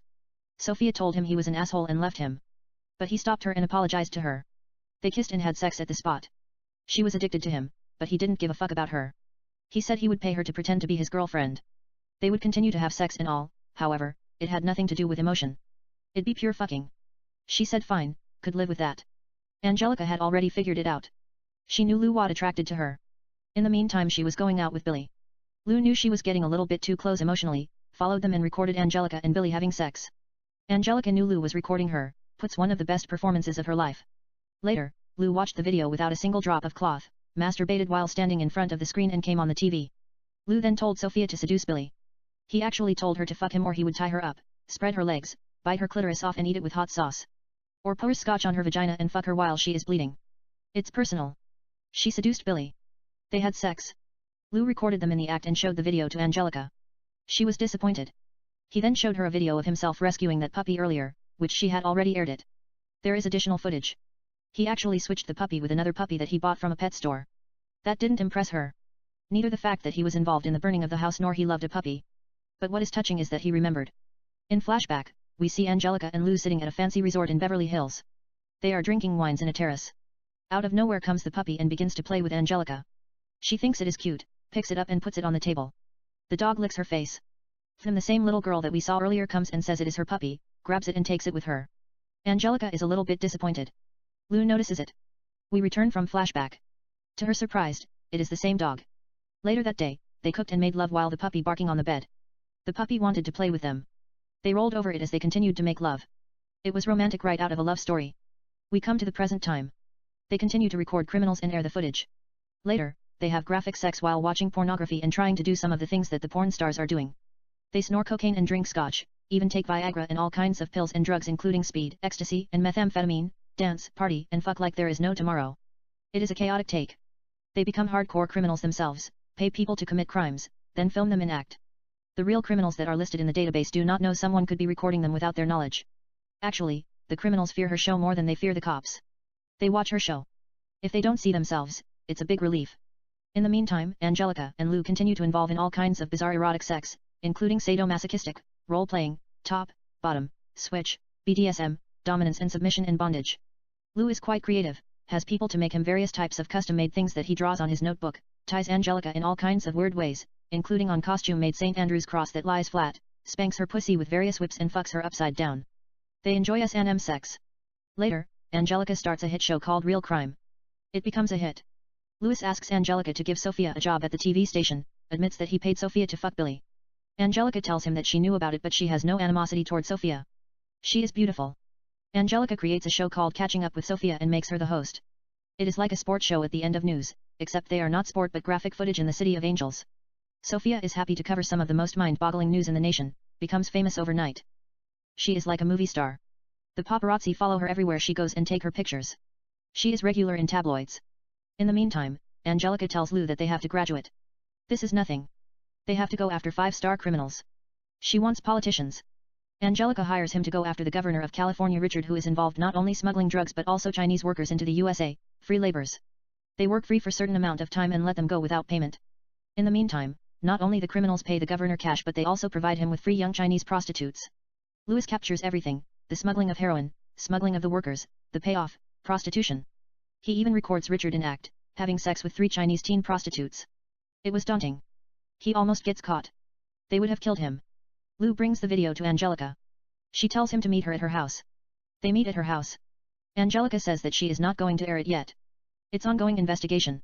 She wants to wait. However, Lu knows that she is lying, asks her what is going on. Angelica tells him they will extort him, needs the money to buy a TV station. He tells her this is crazy. They are now in the extorting business. He can't believe it.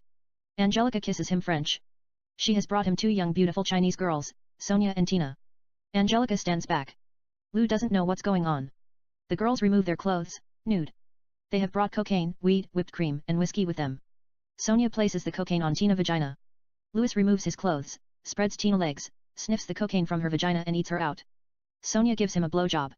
Lu then bends Sonia and fucks her doggy style. In the meantime, Angelica removes her cloth, sits on the sofa naked and fingers herself, masturbating. Lu then sprays whipped cream on Sonia's butt, puts his dick in her butthole and fucks her in the ass. Angelica joins them. She kisses Tina French. Tina then eats Angelina out. They have steamy foursome. It's pure pornography. Later, Lu and Angelica extort Richard for $200 million cash.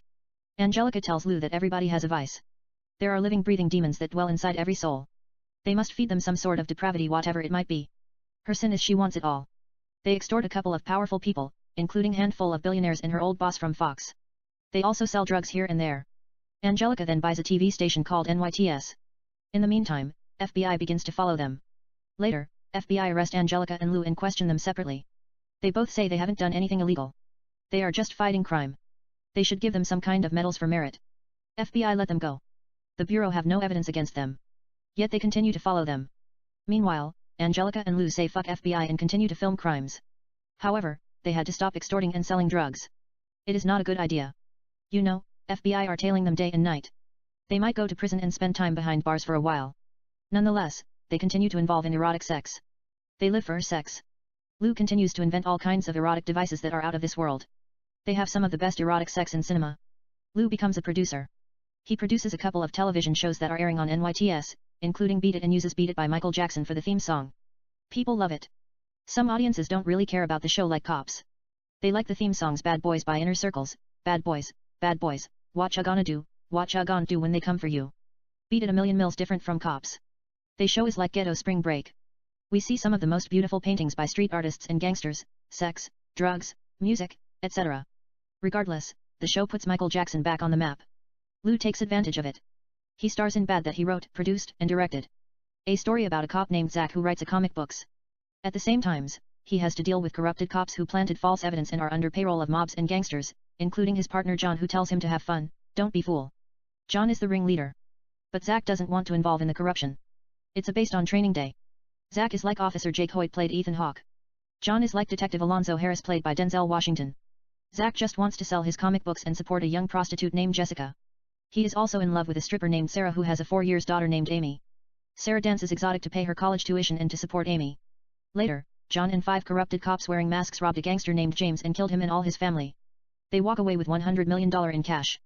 John gives Zach his share $10 million despite the fact he didn't participate in the killing. He doesn't know what is going on, has no clue. John just tells him it's a gift from a secret admirer. Zach refuses to take it. John doesn't argue with Zach. He kills Jessica's pimp, buys her a beautiful house, and get her a secretary job at an advertisement agency. He then pays Sarah's college tuition and gets her a modeling job without showing his face under Zach's name. Both Jessica and Sarah thinks it's Zach. She doesn't know John is taking care of everything. Zach says nothing. John then publishes all Zach comic books. In the meantime, internal affair led by an attractive woman named Veronica, played by Angelina, questions Zach. It's love at first sight. However, Zach tells Veronica he doesn't know anything. He is worried about the safety of Jessica and Sarah and her daughter Amy. Yet Zach and Veronica go out, have few drinks at bar. One thing's led to another. They have sex at his house. Next, John and 5 corrupted cops take out a couple of mobs and gangsters, rob and kill them and burn their properties. They are causalities, kids, innocent people, and women. Zach remains quiet. John gives him $50 million saying it is his share. Zach tells him he doesn't want the money. John says it's his money, do whatever he wants to do with it. Zach pours gasoline on the money, burns it in front of John and drives away. That night Zach and Veronica make love. But he still doesn't tell her about the stealing even though she knows John has something to do with it. However, Veronica has no proof. The next morning, Sarah is found dead. She's beaten beyond recognition and raped badly. John shows Zach the video of her death. The same 5 cops, who are involved in the corruption, raped and killed her. John has Sarah's daughter, tells Zach if he talks they will kill her. He will murder Jessica as well. Zach knows his days are numbered, knows John will kill him regardless what it is. But before anything he has to find Amy. He kidnaps Justin, one of the corrupted cop, tied him on a chair, shoots him on the dick, steps on his wound and asks him where Amy is. Justin tells him John is keeping her at Vincent's house. Vincent is a notorious gangster. Nobody can't get near him. Zach doesn't even call backup. He makes sure Jessica is alright, grabs a couple of guns, kills Vincent's goon, shoots Vincent in the head and saves Amy. Zach brings Amy to Veronica's house, tells Veronica to keep an eye on Amy and agrees to testify against John and his boys. However, John and 10 evil cops come to kill Zach and Veronica at the house. Zach and Veronica hide Amy in a safe room, grab all kinds of guns and have a well-scripted shootouts. They kill John and the bad guys. Angelica air the movie on NYTS. It's a hit. The #1 show in the city. Nevertheless, Bad will be completely edited from the movie. It's added to lessen the sexual madness. I might keep it short like Boogie Night, film within film. Later, Lou and Angelina buy a beautiful villa, move in together. They cook, have dinner and dance slow with Vision of Love by Mariah Carey. They make love. It's romantic. Later, while sitting in the bathtub, he asks her to marry him. She tells him he can't be that stupid. They are too corrupted for each other. If they have a kid and become serious, the kid will be a serial killer before he turns 12. She's joking, but she doesn't want to get married yet, has some unfinished business. Angelica tells him when she started out this journalism business, she was ambitious but young and naive. She didn't know anything about the business, got an interview with Ted, the head of CNT, the leading network in the world. It's the equivalent of NBC Universal. She was excited. A dream come true. Angelica came to the interview at the headquarters. In flashback, we see Ted, the CEO and the owner of CNT, sitting at his luxurious glass office at 126th floor. Angelica stands in front of him. He tells her to remove her cloth. She is a little bit confused but confident. Angelica removes her clothes in seduction and stands nude as if she's saying, "You do what you have to do." Then four muscular guys come out of nowhere wearing suits. They are carrying whips. One of the guys pulls her hair and squeezes her breast hard. It hurts even to look at it. She tries to pull away, but man 2 grabs her hand and slaps on the face hard. They then pick her up, put her on the table on her chest and remove their clothes. They spread her legs and begin to rape her as Ted masturbates in front of her. It's graphic. We return from flashback. Angelica tells him that they whipped her and repeatedly raped her. She was sodomized and all. She got the job yet didn't want it anymore. Angelica says later, she had to quit and thought about killing herself. However, they say, what doesn't kill you, makes you weird. Maybe that's Joker who said it, but the truth is it made her something that she doesn't even know what it is. She doesn't understand what she has become yet. It is mystery. Good and bad are irrelevant. They do not apply to her anymore. Lou asks her how they are going to get him. Angelica tells him they are not going to get him. They will kill him. Lou asks her if she has lost her mind. They could go to prison for the rest of their lives. FBI is watching every step they are taking 24/7. She tells him not to worry about FBI. They can get away with it, just have to do it wisely. He says they can hire a hitman and have him killed. They don't have to do it themselves. She tells him she will kill him herself. There is this little girl who lives inside of her. She calls herself Shinigami, keeps telling Angelica Ted doesn't deserve to live. He must die. Lou tells her that Ted is untouchable. He can't be reached. How is she going to get near to him? Angelica says it's easy. Ted is throwing one of the biggest sex parties for Halloween and has already invited her. Ted has a thing for a man in a woman cloth, cross-dressing. Angelica tells Lou she wants him to dress in drag, and then lead Ted to the main bedroom. Angelica will wait for them. When they come, she will shoot Ted between his eyes, and they will walk away in straight clothes. Lou tells her, let's kill that son of a bitch. They kiss and make love all night. It's a palace. There is a big sex party in progress. We see all of freakish people dressed in S&M and weird erotic Halloween costume and outfits. Miley Cyrus I Say a Little Prayer sings by Dionne Warwick on the stage, live. Lou, dressing in drag, mingles with Angelica who is wearing S&M leather. They see Ted talking to a model. Angelica tells Lou it's time, will wait for them in the main bedroom and heads toward the room. Ted approaches Lou, has few words with him and takes him to the bedroom. It's the wrong room. The same 4 guys, who raped Angelica, are waiting for him. Angelica doesn't know it yet. The bad guys pull Lou's hair. They strip his clothes. They are about to rape him. Ted removes his cloth and begins to masturbate. In the other hand, Angelica has a change of heart after she saw a photo of a little girl in the room, exits the room to tell Lou forget about it. Angelica walks down the corridor, hears Lou screaming. They continue to hit him, then put him on a table. When they are about to rape him, Angelica walks in with her gun and shoots the first 2 bad guys in the heads. The other 2 bad guys stand back. Lou, who is furious, takes the gun from Angelica, who is shaking a little bit, shoots and kills them, then points the gun at Ted. He is about to shoot him. Ted dares him to do it. However, Lou can't bring himself into killing him, quickly calms down. Ted continues to dare Lou to do it while insulting him. Lou shoots him in the dick. Ted screams in pain and continues to curse them. Angelica asks Lou to give her the gun. He gives her the gun. She shoots Ted in the head execution style. He dies at the spot. The bad guys had beaten Lou pretty bad. Angelica kisses his wounds. They kiss French. Lou asks her to marry him. She accepts his proposal this time. They make love in the middle of the dead bodies covered in blood and all. Later, they get married in small private wedding, next to the Pacific Ocean. A priest weds them. No guest or anything, except FBI agents hiding nearby and try to hear what they are saying with new advanced voice hearing devices. They are keeping eyes on them. Angelica and Lou say I do and kiss intimately. The end. Kate, that's one of the sexiest stories by far. I am speechless. Adrian, I will work on it if Angelina Jolie says she likes it under the title of Wire. Kate, what if she passes it? Would you let me play Angelica? Oscar is written all over it. Adrian, if you want to play Angelica, I won't stop you. But you are forever young. Let Lindsay Fonseca play Angelica. She looks a little bit like Angelina Jolie. Or Olivia Wilde, she would nail it. Or perhaps Alicia Vikander, she can do anything. Kate, what do you mean I am forever young? Adrian, nothing, you are too young. Kate, I am the same age as Alicia Vikander. Adrian, you always look like Sweet 16. Kate, that is one of the worst compliment I have ever received in my life. Adrian, I am sorry. I didn't mean it like that. It's graphic. Kate, I want to do graphic, take a chance.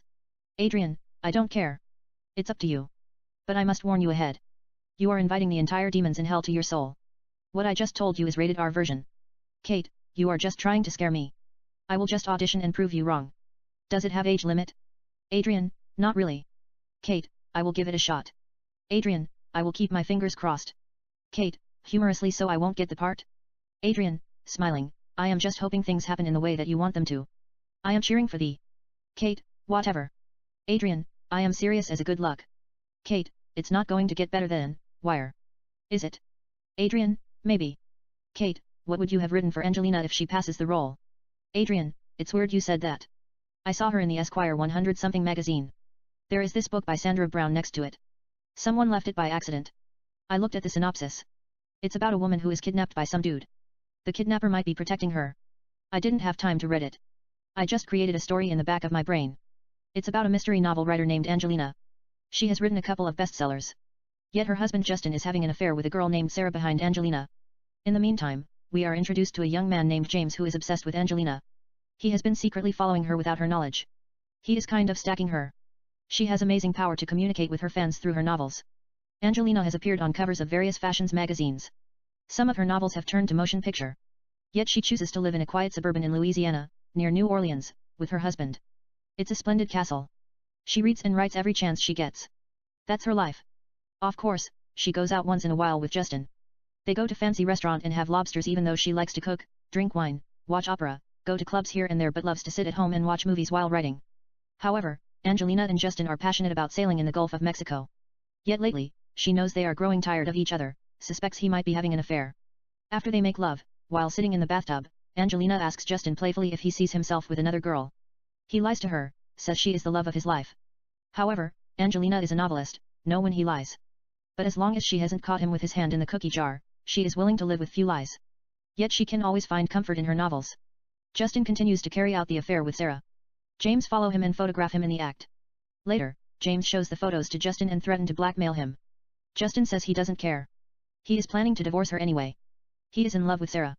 James tells him he knows he has a lot to lose. If she divorce him, she will take half of his money even though Angelina is a renowned writer. Justin, who is a billionaire, tells James, let's talk business. Asks him to kill his wife and get rid of all the evidence, including the photos. He will pay him $14 million in cash. James agrees falsely. Instead, James kidnaps Angelina, who happens to be jogging, puts her in his car and brings her to a beautiful lake house in the middle of the lake. They have to take a motorboat. James points his gun at her and tells her he is neither going to tie her up nor treat her bad. He is not a serial killer. She is his guest. He has a lot of respect for her, and will tell her what this is all about when the time is right. There are surveillance camera everywhere. James puts her in a luxurious room, places ankle security bracelet on her leg and says she must stay here for a while. It is for her safety. He locks all the doors and leaves with his boat. Angelina tries to escape but everything is electronic, has to apply codes in order to open the doors and might be stuck for a while. She just wants to get away despite the face she is in love with the sight. The house is huge built with glasses. Angelina can see the lake at all direction. There are trees in the distance, a beautiful garden, breathtaking flowers and birds. There is a big powerful telescope in one of the rooms to see the stars at night. Later, James returns to the house. He gives her a beautiful Christian Dior gown, and tells her to put it on. They are having dinner together. He has brought Chinese foods. She puts on the dress. They sit and eat with an expensive red bottle of wine. She asks him what he does for living. He tells her he used to be a software consultant. Actually, he inherited some of it from his parents. They are oil tycoon. But he makes most of his fortune on internet-based companies, does not have to leave the house, run it from his laptop. She asks him why he is keeping her prisoner. He tells her she is not a prisoner, and can leave anytime, but first she has to know the truth about her husband, shows her the pictures of Justin and Sarah.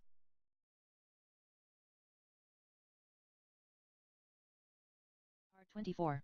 He admits Justin hired him to kill her but has no intention of killing her, admires her work. She thinks that's a relief. James goes to his car, brings her laptop, tells her she might have to finish her novel there, then will let her go. She tells him it might take 5 months to a year to pen a good novel, can't write while she's held a prisoner, loves the house and all, the site is breathtaking but values her freedom more than anything. James reminds her she is not a prisoner. She is a guest and can always take a comfort that she has no choice. If she goes back to her house, Justin will kill her. He won't allow that to happen. Angelina tells him she will tell the police her husband is planning to kill her. James says that's a bad idea. Her husband would find ways to kill her. He just wants to keep her around for a while. But Angelina says she will take a chance. James admits he is her #1 fan, just wants Angelina to be safe. Angelina knows he won't let her go. She mockingly quotes Paul in Misery played by James Cain. That's a sweet of you. He jokingly promises her he is not going to cut off her leg. She smiles in beauty. She is attracted to him somehow, and cannot explain it. Angelina agrees to give it a shot, sits behind her laptop. She begins to write a new novel. Its title Captive. She doesn't know what it's about, except a story about a woman who is kidnapped by a young handsome man who is hired to kill her. She might be in love with him. Yet she doesn't like the idea of someone holding her against her will. She is an independent woman who had written some of the greatest mystery novels. Her female characters are ranging from FBI agents who unmask murder mysteries and archaeologists who unearth hidden treasures and involves in all kinds of adventure to con artists who seduces their male counterpart and get what they want. It is kind of scare her to find herself in some kind of defenses. Angelina doesn't like it. She is writing a biography. She has one rule, never write a bio. Yet, rules are meant to be broken here and there. She just goes for it and writes few pages based on what he told her and photos that she saw while sipping expensive red wine. We see some of her writing. Later, Angelina falls asleep. James watches her in multiple screens. In the morning he makes her omelette. They sit and have breakfast. She suggests he could have held her in an island and allows her to walk in the beach free but she can't leave. Maybe her next book should be about a writer who is kidnapped by a young handsome billionaire like him. His name is Jeremiah. She is Natalie. Jeremiah asks Natalie to write a novel. He also allows her to walk free around the island. We see the story as she continues to tell him. Natalie falls in love with Jeremiah. They cook, dance, kiss and make love. All that is die-hard love. Inspired by true love, Natalie begins to write a romantic novel. Later, she unearths the bodies of 4 women. Natalie discovers all of them were writers. Jeremiah kidnapped them, made them fall in love with him and they wrote novels, and later he killed them. Natalie is next. She is trying to escape. But she is stranded in the island. If Natalie swims and tries to escape, the shark will eat her. She brushes the thought aside and pretends she didn't see anything. That's story with the story. She continues to work on it. Angelina also finds out James is a painter. He shows her his art gallery. He does her nude portrait. They cook, dance slow, and make love here and there. I will read the book and think something seductive. You know, add few twists. She might discover some kind secret in the past. James might have killed his wife. Even though he is pretending to be romantic and all, he could be a serial killer. Maybe not a serial killer. But some kind of psycho who is obsessed with her. She finds all kinds of photographs of herself kept in the basement. He told her not go there. But she went anyway while he was away. Angelina sees photos since she was a little girl. James has been gathering all kinds of information regarding to Angelina. She confronts him. He tells her he is planning on writing a novel himself based on her life. Wait a second. Let's go back a little bit. I am creating the story as I go. Instead James killed his wife, Jessica. He also has all kinds of photos of Angelina. First, Angelina looks at her photos, then finds the dead body of Jessica in the refrigerator. Angelina keeps quiet and plots her escape. She did manage to escape swimming but James catches her with his motorboat, and brings her back to the house, locks her in a room, to punish her. He starves her for a while. Angelina loses a lot of weight. James also finds out Angelina was in the basement, must have seen the body of Jessica.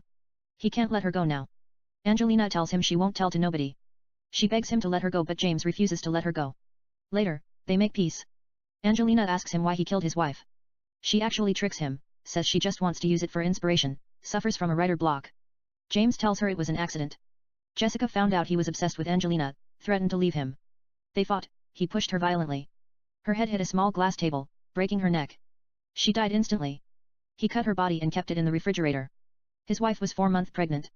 Angelina tells herself she definitely has to escape no matter what. James is a killer. She finishes her novel.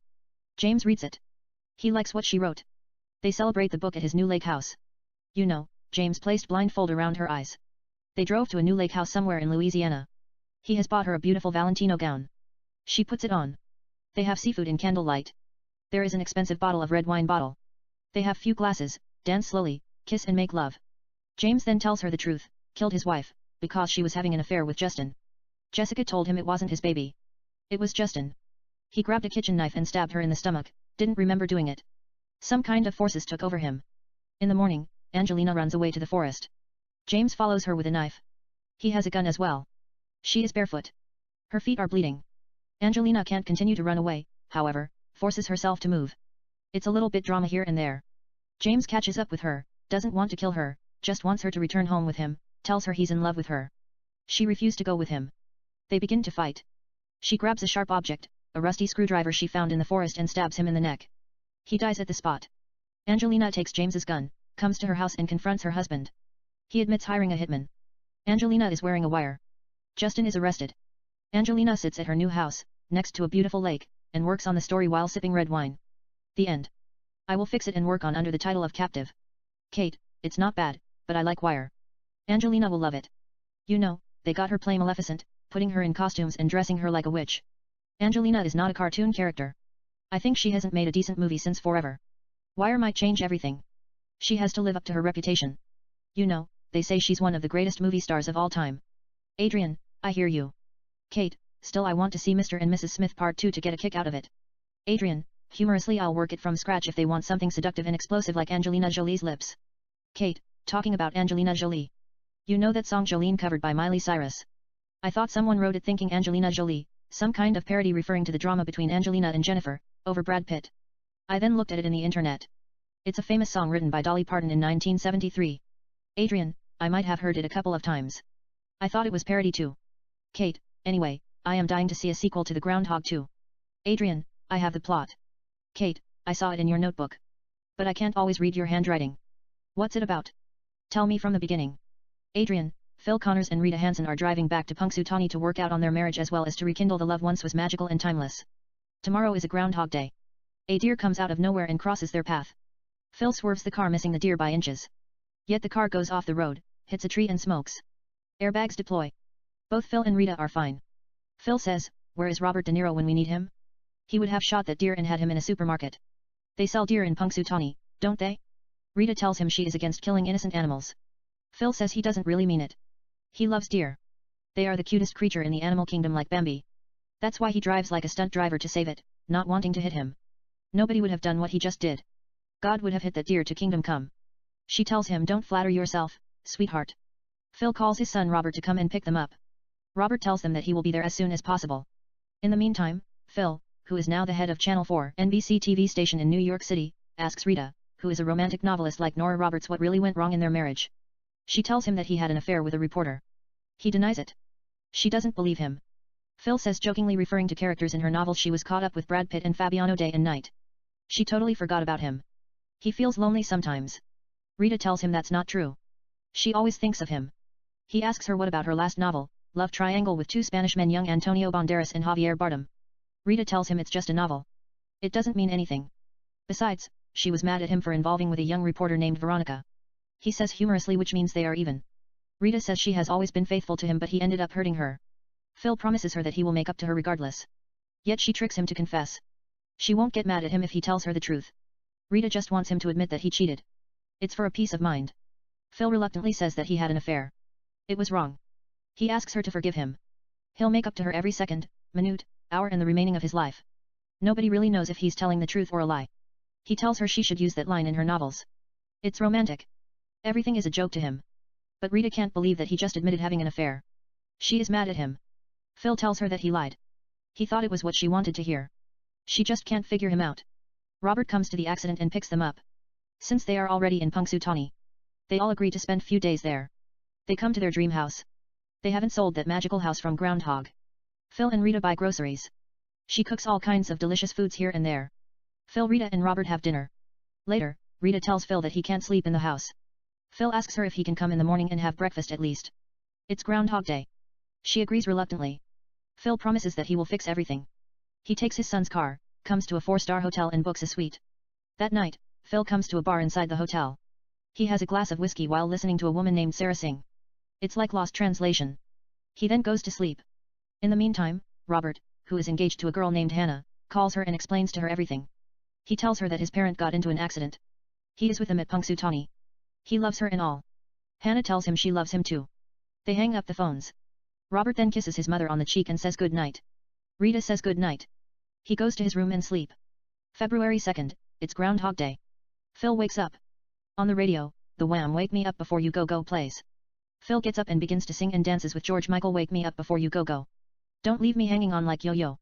I don't want to miss it when you hit that high. Phil gets in his son's car and drives toward home.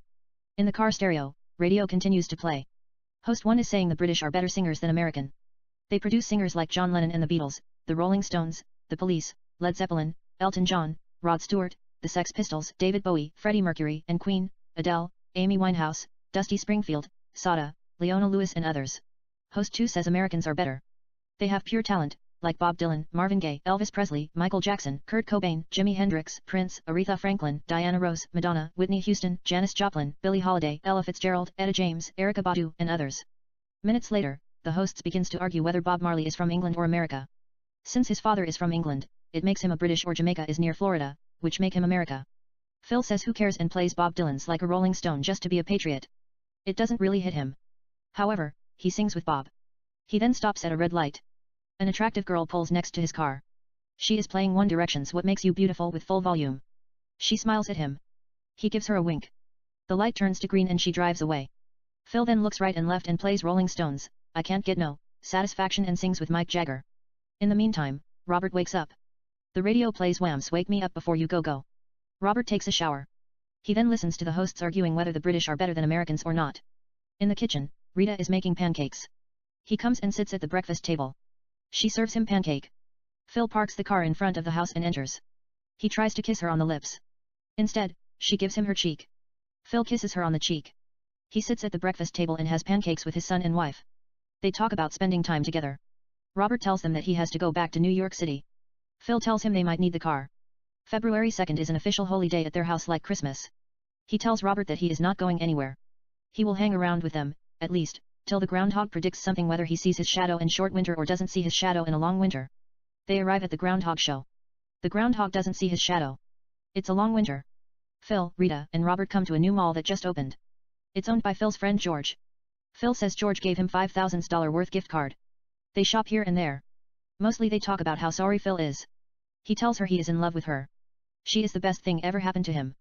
They come to a fancy 4-star restaurant inside the mall and sit at a table. A beautiful waiter named Emily, played by Emma Stone, comes to take their order. Robert's heart stopped beating. It's love at first sight. Phil notices but says nothing. She takes their order and walks away. Then Veronica shows up at the restaurant. She is the young reporter that Phil is accused of having an affair with. Rita can't believe what she is doing here. Phil is the head of the station. Rita accuses him that he has something to do with it. Phil swears to God that he has nothing to do with it. Rita just gets up and leaves. In the other hand, Robert is still under Emily's spell, lost in thought. His parents' fight is not even registered in his mind. Veronica approaches Phil and sits at the same table. She says hi to Robert. Phil grabs her arm and takes her to the bar to talk to her in private. They sit at the bar. Veronica asks the bartender to give her a martini. Phil asks him to give him scotch and questions Veronica what she is doing there. She tells him she comes to cover the Groundhog Day, but the van broke down in the middle of the road and just missed it. Phil wants to know who asked them to cover the story. She tells him it was actually her idea, thought it meant a lot to him but wasn't planning on coming. Larry called sick. She is just covering for him. Phil knows she is lying. Regardless, he still has a feeling toward her. Veronica is played by Jessica Alba. You know what kind of affect that she has on men.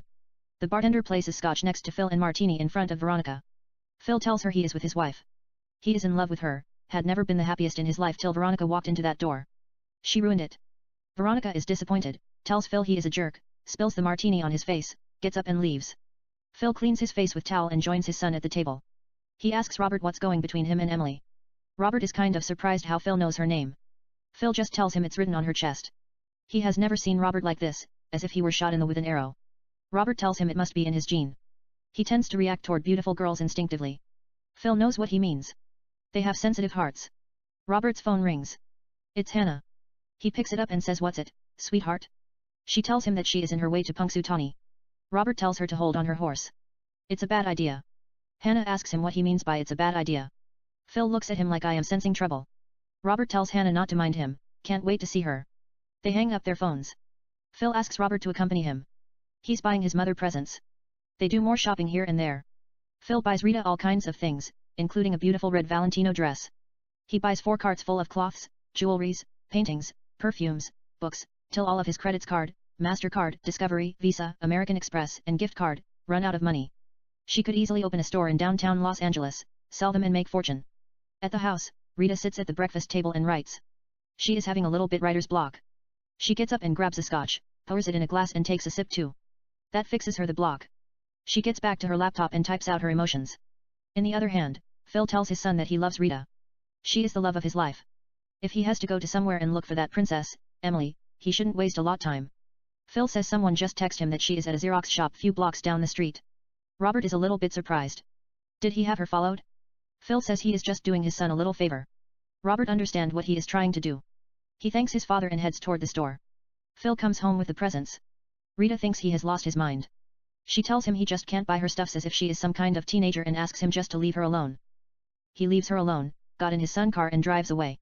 Rita looks at all the presents and can't believe that he is so unpredictable, but she likes the red Valentino dress that he brought for her. She puts it on. Rita looks gorgeous. In the other hand, Robert bumps into Emily in the street near Xerox shop. She is carrying advertisement for theater show that she is performing. She also has a camera with her. The advertisements are knocked off from her hands and fall on the snow. Robert helps her. They collect the ads. He tells her he's sorry. Emily tells him not to worry about it. They strike up a conversation. He asks her what she's up to. Emily tells him she is doing a cabaret at a public theater tonight. It's called Pussycat and the Theory of Love, burlesque. He can come and watch her if he has nothing to do. Robert tells her he won't miss it for the world, and would love to help her post the ads. They begin to post the ads while conversing. She asks him what brings him to the town. He is here by accident, playing matchmaker to his parents. She thinks that's cute. Robert asks her what the camera is for. Emily says she is taking break from school to focus on photography. It was supposed to be just a hobby, but people keep telling her that she is an amazing photographer and encourage her to pursue photography. Robert doubts if taking pictures is her true calling unless she is photographing herself. She is the most beautiful girl he's ever seen in his life. Emily says whatever. Actually, she was studying journalism to pursue TV production, but she has to drop out due to confusion. She can't make up her mind whether to be an actress or photographer or a journalist. Her mind is everywhere. He tells her that his mother started out a producer, and later became a novelist. She has written a couple of romantic novels and won few awards. It doesn't really matter if she is a journalist or a photographer or a producer. As long as she is enjoying what she is doing, that's all that matters in life. They're done posting the ads. Emily asks him if she can take his picture. He says, sure. She photographs him. They continue to walk talking. Emily asks him what he does for a living. Robert tells her he's a film journalist. He started out in real estate business. He was pretty good at it. But he would have hated himself every second of his life doing it. He wants to do what he loves to do. He had associate degree in film and journalism. He went back to NYU and did his master in media and films. They thought it was a big deal. NYU offered him a job to teach film journalism. It wasn't even in the curriculum. He started it. They just added it and asked him to teach. He taught for a year, quit and began to write film articles for a major film magazine. She asks him if he is a critic. No, he's not really a critic. He's like a film historian. Emily asks him what's film historian. Robert says they analyze the movie and write article. How is that different from critics? He tells her film historians usually write positive articles. Basically, they tell you what the movie is about. Critics evaluate all kinds of films and tell you whether they are good or bad and rate them accordingly. Even though he hates criticizing films, he has to do it once in a while. They talk about a couple of movies. Emily takes his pictures a couple of times. Then while driving, Hannah, his fiancée, sees them, says what's going on, pulls over the car in the middle of the street, gets out of the car and introduces herself as his fiancée. In the meantime, she notices Robert is not wearing his engagement ring. Emily excuses them, says she has to be somewhere, and walks away. Hannah asks him why he is not wearing the ring. He has never taken it off before, even in the shower. Robert says it was freezing this morning. He had to take it off and put it in his pocket. Hannah doesn't believe him for a second, says he is a liar, gets in her car and drives away. Later, Robert comes to a bar and finds his father, who is drinking scotch and listening to music. It's a beautiful bar. It is not the same bar at the hotel previously. Robert joins him. They talk about life. Phil tells him women are pretty hard to figure out. He thought he was once a god. He changed water to sweet vermouth on the rock with a twist, spoke French, played piano, sculpted ice, etc. The scotch is speaking. Phil then asks him what's up with Emily. Robert tells him that she is pretty much like his mother in terms of personality. Yet, Emily is unique. He can't describe how he feels about her in words. Phil asks him if he is in love with her. Robert tells him he can see her at this particular seconds as if she were painted in his heart with lightning between his blood and his soul in bright daylight. Phil tells him that's beauty of life. We don't really have free will. There is a little choice. That's just to get by. Your brain feel like confused eggs. The white glare and yellow yolk are mixed. If you break your skull, you'll make scrambled eggs without battering it. Sometimes, we don't even have to heat it up. It's already scrambled eggs. You are only good for breakfast. The rest of the day, you are alive to show up. Ironically, you have no control whatsoever when you fall in love. There is a little free will or none whatsoever. There is nothing that you do about it, except to fall in love dementedly and unconditionally and break free. You add chaos to the existing madness and remove condition to peace of mind. You get true love. If you break your skull, a bird will fly away. Maybe that bird is a phoenix. When it dies, it catches on fire and rises from the ashes. Your heart becomes stronger than ever. Or perhaps it's blue jay. It never dies. Instead it flies away, turns into morning stardust and lights the skies. It then falls from the sky in the form of ice crystals. They melt in the air, your soul resurrect from snowflakes and fly away before it touches the ground. It then floats like a dandelion and twinkles in the sky brighter than the brightest stars in the universe. You then know who you are and what you want in life. Is it God? Or is it a peace of mind?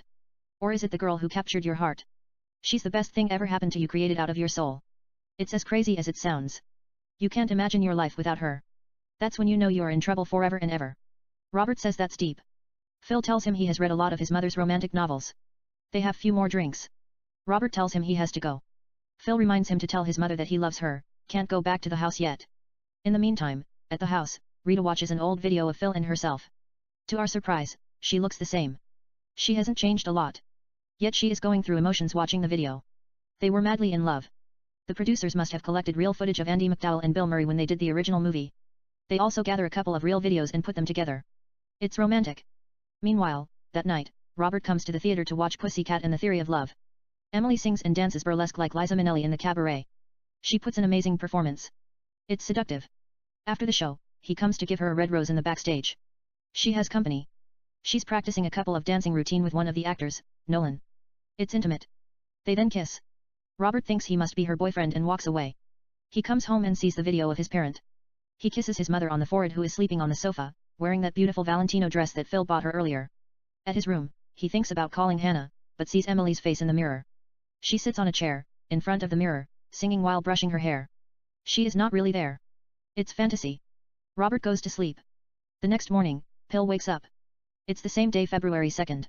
Wham's Wake Me Up Before You Go Go plays from the radio. It's deja vu all over again.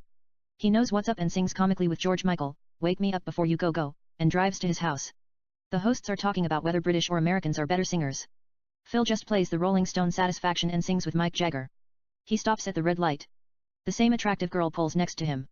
She is playing What Makes You Beautiful by One Direction. It's loud. He looks at her. She checks him out. He gives her a wink. The light turns to green. They drive away. In the meantime, Robert wakes up. The same song is playing, Wake Me Up Before You Go Go. He doesn't know it yet, takes a shower, comes to the kitchen and finds his mother making pancakes. She places the pancakes in front of him. Rita has never made the same things twice in raw as long as he remembers. She is always creative when it comes to breakfast, cooking in general. What's going on? Bill comes home. He says hi to his son. He kisses Rachel on the cheek. Robert thinks, wait, didn't they just fight yesterday? He then asks his father what's today. He tells him it's Groundhog Day. Did we just have Groundhog Day yesterday? Phil gets it right away. He is not alone, tells him just fasten your seatbelt, son. It's going to be a long bumpy day. They have breakfast. They talk about the same things, go to see the groundhog at the park. The groundhog predicts a long winter. They come to the new shopping mall and shop. Phil tells Robert not to panic. It happens to him before. If Robert remembers the fairy tale that he used to tell him when he was a kid about a man named Bill who fell in love with a princess. Each day when Bill waked up in the morning, it was the same day. The only way to undo this confusion was he must win the princess's heart. Bill wooed her, learning new tricks each day. What she likes. What she hates, what impresses her, things that she cared about, as if he knew what she was thinking. In the end, Bill swept her off her feet and won her heart in one day. The sweet madness stopped at last. Bill married the princess. They have a kid and lived happily ever after. The story that Robert thought there were no bad guys. It's based on a true story of Phil and Rita. Sometimes, Rita doesn't believe Phil. She thinks that he tricked her into marriage. They come to the same restaurant.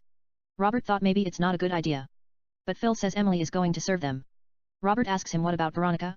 He tells him he will deal with her. Don't worry about it. He says humorously Emily is painted in Robert's heart with lightning between his blood and his soul in bright daylight. Nobody can beat that. Robert can't help it but to smile about the whole things. They sit at her table. Emily takes their order. Phil excuses Rita, walks toward the exit and catches Veronica as she is about to enter. Phil asks her what she is doing there. She begins to tell him the same thing. Mockingly, he repeats what she told him previously and tells her to hit the road, beat it. Or he will fire her ass. He is with his wife trying to make it up to her. Veronica is disappointed and leaves the restaurant without saying goodbye. Phil returns to his seat. Minutes later, Veronica drives through the glass and crashes into the restaurant. Airbag deploys and hits Veronica's face. Luckily, nobody is around the area. Phil runs to help Veronica. She is unconscious. They all come to aid her. Roberts calls 911 as Phil checks if she is all right. The paramedics take her to hospital. Rita asks Phil what she is doing here. Phil tells her jokingly she comes to cover the Groundhog Day. Instead she crashes into the restaurant. We live in a crazy world. Rita gives him a look. It's not funny. Phil tells her he doesn't know what she is doing here. Rita tells him they must visit her. They all come to the hospital. The doctors tells them Veronica will be fine. It's not serious. Rita wants to know what's going on. How does she know he was at the restaurant? Phil tells her she must be a psychic. He is joking. Rita thinks he is cheating. She tells him that she doesn't want to see him anymore and walks away. Phil visits Veronica. He apologizes to her. He tells her she will be fine tomorrow as if nothing happens. He kisses her on the forehead and leaves. Phil tells Robert that he wants to buy Rita this classic 1932 yellow Mercedes-Benz 540k convertible that he saw a couple years ago. They come to a classic cars dealerships. The car costs $500,000. The dealer tells him it is on sale. It was $11.4 million. Phil buys it with no string attached. Robert tells him that he wants to look around the town. Phil knows what he means and wishes him good luck. This audio file. Part 25. Phil drives the car to the house. But he's shivering. The heater does not work. The cover doesn't work. He doubts if the car is working at all. It only moves to show off. Maybe it could be his imagination. He doubts if the car is an automobile. It's a toy. He's talking to the car. Son of a beach. No cover, no heater, no music. I'm freezing to death. Do you have anything to say? But he knows he got one of the best deals. He shows the car to Rita. She tells him what I am going to do with it. He tells her it cost him $500,000. Original cost is $11.4 million. It's classic. Rita tells him that she doesn't want it. He should give it to that whore. Veronica. She slams the door on his face. He takes a walk. He would encounter a couple of interesting people and fascinating incidents, including a 55-year-old woman named Jacqueline doing snow angel. A girl ice skating. She then falls and break her leg. Kids snowboarding and sledding crashing into an attractive woman named Ella from Sweden. A polar bear walking down the street, escaped for zoo, and an attractive woman named Sarah who owns a pastry shop, etc. He would run into various interesting characters. In the other hand, Robert sees Nolan kissing an attractive girl named Cassandra, says nothing, comes to Emily, who is posting the ads, introduces himself and asks her if he can help her. They talk about the same thing. She is a little bit surprised that Robert knows few things about her. But Robert has completely forgotten about Hannah. Emily takes a couple of pictures of him. Hannah comes driving, sees them, stops the car in the middle of the street and approaches them. Emily excuses them and walks away. Robert and Hannah fight. She gets in her car and drives away. Robert comes to the bar and finds his father. Robert tells Phil this can't be real. Phil says at least, they don't have to talk about the same things. He asks him how Emily is doing. Robert tells him she has a boyfriend. But he just saw him kissing another girl in the alley. Phil says that might be a sign. He asks Robert what he's up to. Robert says he is going to watch Emily perform tonight Pussycat and the Theory of Love. Phil asks him, can I come with you and see what Pussycat and the Theory of Love is all about? At the theater, Phil and Robert watch Emily sings and dances brusque in Pussycat and the Theory of Love. She is breathtaking. Later, after the show, Phil encourages him to go to the backstage and congratulate her. Robert tells him that he doesn't want to come between Emily and her boyfriend. Phil says he thought he was cheating on her. Robert tells him he is confused. He doesn't know what love is. Regardless, Phil tells Robert that he will fix it. In the backstage, Phil stops Nolan and tells him he is an incredible actor, might hire him at his TV station in New York City. He can cover sport at first and keep him in a payroll. Then he will be transferred to news. Phil adds he wants to talk to his agent. Nolan might want to star in a sitcom called, You Always Hurt the Ones You Love. They are turning the station to a film studio like NBC. He is just keeping him busy. In the meantime, Robert comes to Emily's dressing room and tells her that she's amazing, gives her a rose, wants to tell her something sweet, but he doesn't know what to say. They look at each other's eyes for long seconds. She's attracted to him as well. After a long pause, she says, thanks and gives him a soft kiss on the lips. Robert stands frozen. They continue to gaze at each other's eyes. He then says, bye, and leaves. Phil asks him how did it go. Robert says she just kissed his soul. Phil is proud of him, that's my boy. Yet, Robert says it didn't go the way he pictured it, thought she would kiss him French. He is joking. Phil tells him not to worry about it. He will get another chance tomorrow. Phil goes to his hotel. Robert comes home. His mother is sleeping. She is watching the same video. He kisses her on the forehead and calls Hannah. She is not picking up. Robert is a little bit worried. Basically, the movie focuses on how Phil has to win Rita back to stop the confusion. In the meantime, his son Robert tries to woo Emily like his father in the original movie. He uses all kinds of methods to win Emily's heart. Phil involves with various interesting characters and embarks in all kinds of adventure, saves a dog that falls into ice lake, learns how to swim in ice, holds his breath underwater for long period of times, under the ice, and saves the dog. The 55-year-old woman Jacqueline, who is doing Snow Angel, is found dead of an apparent suicide. She is just lonely. Phil spends a romantic time with her and makes her feel exceptional. She is a very attractive woman. It might be played by Sharon Stone. It's up to her. Later, Robert finds out Jacqueline used to be an adult picture star in the 80s, even appeared on the cover of Playboy magazine, then married to a cinematographer named Peter and makes a transition to motion picture. She made a couple of B-movies. Her husband died prematurely. She was in love with him, lost the desire to make films and just wanted to be left alone. Sometimes, Jacqueline talks to Peter, his ghost, thinks he is waiting for her. Phil tells her that she has a lot to look forward to, still got it. They dance slow. She likes him but senses that he's lost somewhere. She asks him what he's bothering him. He tells her that he's in love with his wife, Rita. Phil broke Rita's heart by taking for granted. He is trying to make it up to her. Jacqueline tells him she understands what Phil is trying to say, advises him to follow his heart whatever it leads him. Later, Phil fixes Jacqueline with an old-timer rock star named Arthur. He is charismatic. Jacqueline falls head over heels in love with Arthur. They have good time here and there. Phil saves the Swedish girl a couple of times from getting hit, makes a beautiful cake with the help of Sarah that has the image of Rita and gives the cake to Rita for their 23 years wedding anniversary. They have dinner, drink wines, dance slow with Al Green, let's stay together and kiss. But when they are about to make love, she thinks he's playing with her emotion. She kicks him out of the house. Phil learns how to paint like Leonardo da Vinci and does a beautiful nude portrait of Rita. It would have taken a professional artist a year to paint like he did it. In the meantime, Phil finds out they shot the polar bear that escaped from zoo. Later, Phil has words with the bear, learns few tricks each day, how to tame him and all, then escorts him to the zoo peacefully. He also has to deal with Veronica. Not only does he make her feel special but he also makes her understand that he needs Rita to live, breathe, and learn French fluently whatever that means. In the other hand, Robert finds out that Hannah has driven off the road and has been covered in snow blaze. He finds her and saves her life, also manages to make both Emily and Hannah happy. Yet he is in love with Emily, gets into the act in Pussycat and the Theory of Love. He sings a couple of beautiful songs, including Eagles Hotel California, Queen Bohemian Rhapsody and Led Zeppelin Stairway to Heaven. It's part of the act. Regardless, he is an amazing singer, even books her the best theater in town and sings Have You Seen the Rain by Creedence Clearwater Revival as she dances erotic around and with him in the rain. It's artificial rain, a little bit choreographic like Ed Sheeran's Thinking Out Loud. Yet, it's more sensual and provocative than Chicago. Emily doesn't hold back. They just add that act as they go. They rehearse the dance in 10 minutes. She is natural. It might have taken him few days prefixed it through time loop but she does not know that. She thinks he's a natural-born dancer. They also spend a lot of time together, going to various romantic places, ride snowmobile on the ice, buy groceries and cook in an abandoned lake house. They dance slow and kiss. But when they are about make love, something always happens, including avalanche, the house catches on fire and meteoroid falls through the roof and ruin everything due to the change they make. It's some kind of butterfly effect.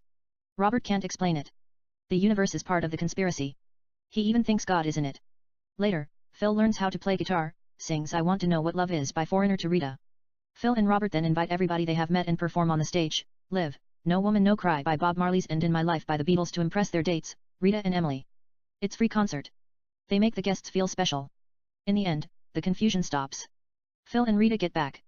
Roberts and Emily make love with Genie in a Bottle by Christina Aguilera. He wakes up next to her. He asks her to marry him. She accepts the proposal. They kiss intimately. The end. Kate, it's not bad. But what is Pussycat and the Theory of Love? Chapter 10. Adrian, I saw Emma Stone doing cabaret in YouTube about 30 seconds. I didn't know what I was looking at. It is not clear. I just made it up. She plays a femme fatale who involved in murder mystery. It's a story about a girl who falls in love with 3 men. One is a singer, he is her lover. Second is a criminal, he is her boyfriend. The third is a detective, he is investigating a murder case that she is involved in. She is attracted to him, but at the same time, she doesn't know whom she wants to be with. Regardless, she sings and dances provocative in a club that's ran by a gangster named James. She is the main attraction of the town. They just can't get enough of her. It is part of Groundhog Day 2. I'm still working on it. I will add a couple of interesting materials, few twists and turns it into a major motion picture when I have free time. You know, I wrote it in one sitting before this girl I know interrupted me. She looks exactly like Mila Kunis. Later, I pictured Mila Kunis shaking her butts and singing Wake Me Up Before You Go Go like Cameron Diaz in Charlie's Angels. You know, it didn't occur to me right away. But when I listened to Wham's Wake Me Up in YouTube, Mila came to my thought. It doesn't have to be exactly like Groundhog Day or The Edge of Tomorrow.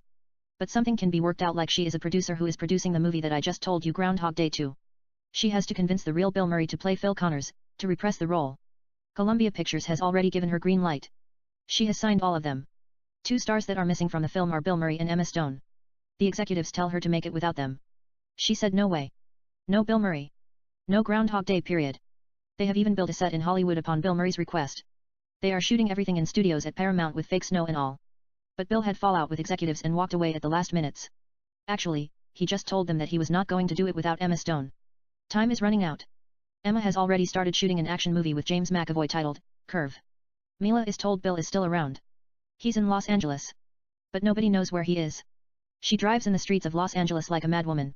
She goes to all kinds of restaurants, bars, and sports clubs while looking for Bill. Finally, she finds him at a golf club in Hollywood. Mila tells him that they already got Emma Stone. She might have schedule conflict here and there, but she has already taken care of it. Emma agreed to fly back and forth.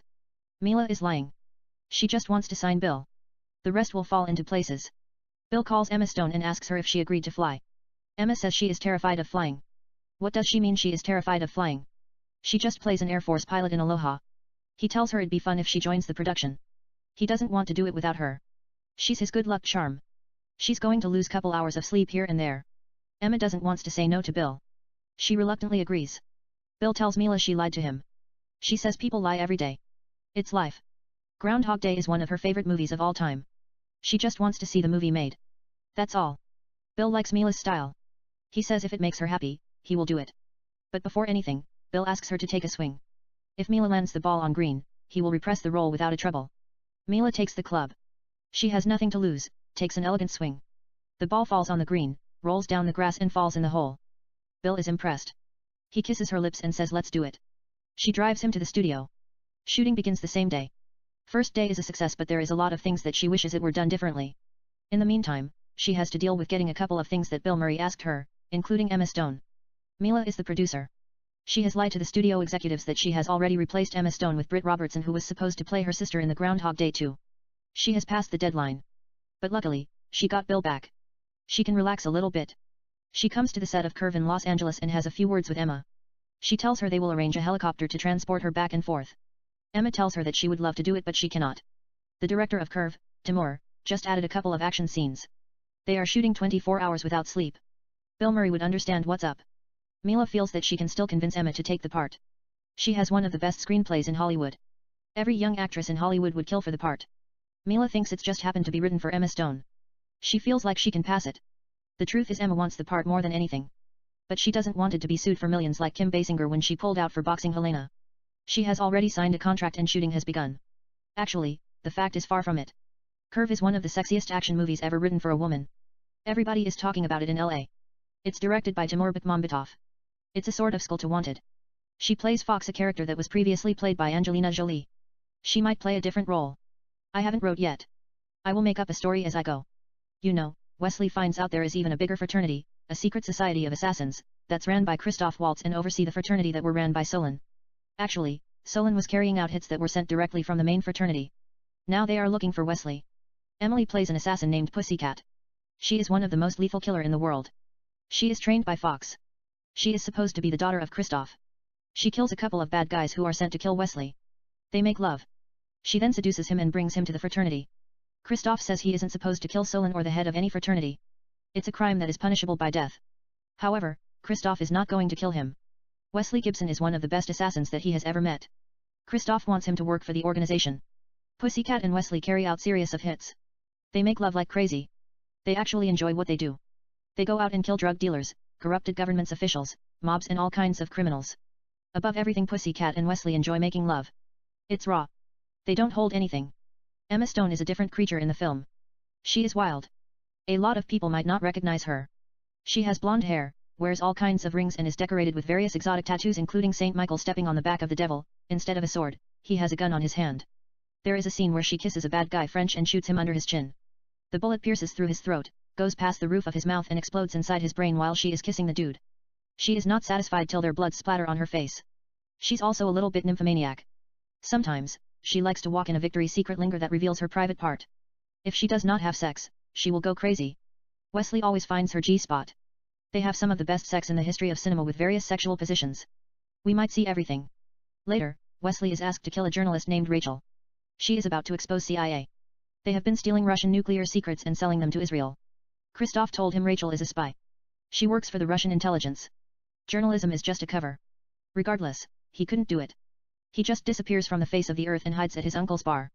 They send Pussycat to kill him. She hunts him down like the devil and finds him. They exchange fire, wanted style, curving bullets and all. He has a couple of chances to kill her here and there but spares her life. He loves her, just shoots her the tip of her ear, a little skin, and walks away. Pussycat tastes her own blood and says, "I'll kill you, bitch." In the meantime, Wesley finds out that assassinations that the fraternity have been carrying out based on pure greed. They are paid by mafias, corrupted governments, politicians and drug lords to kill rival gangsters, drug traffickers, lawmakers, authorities and others. There is no fate in Curve.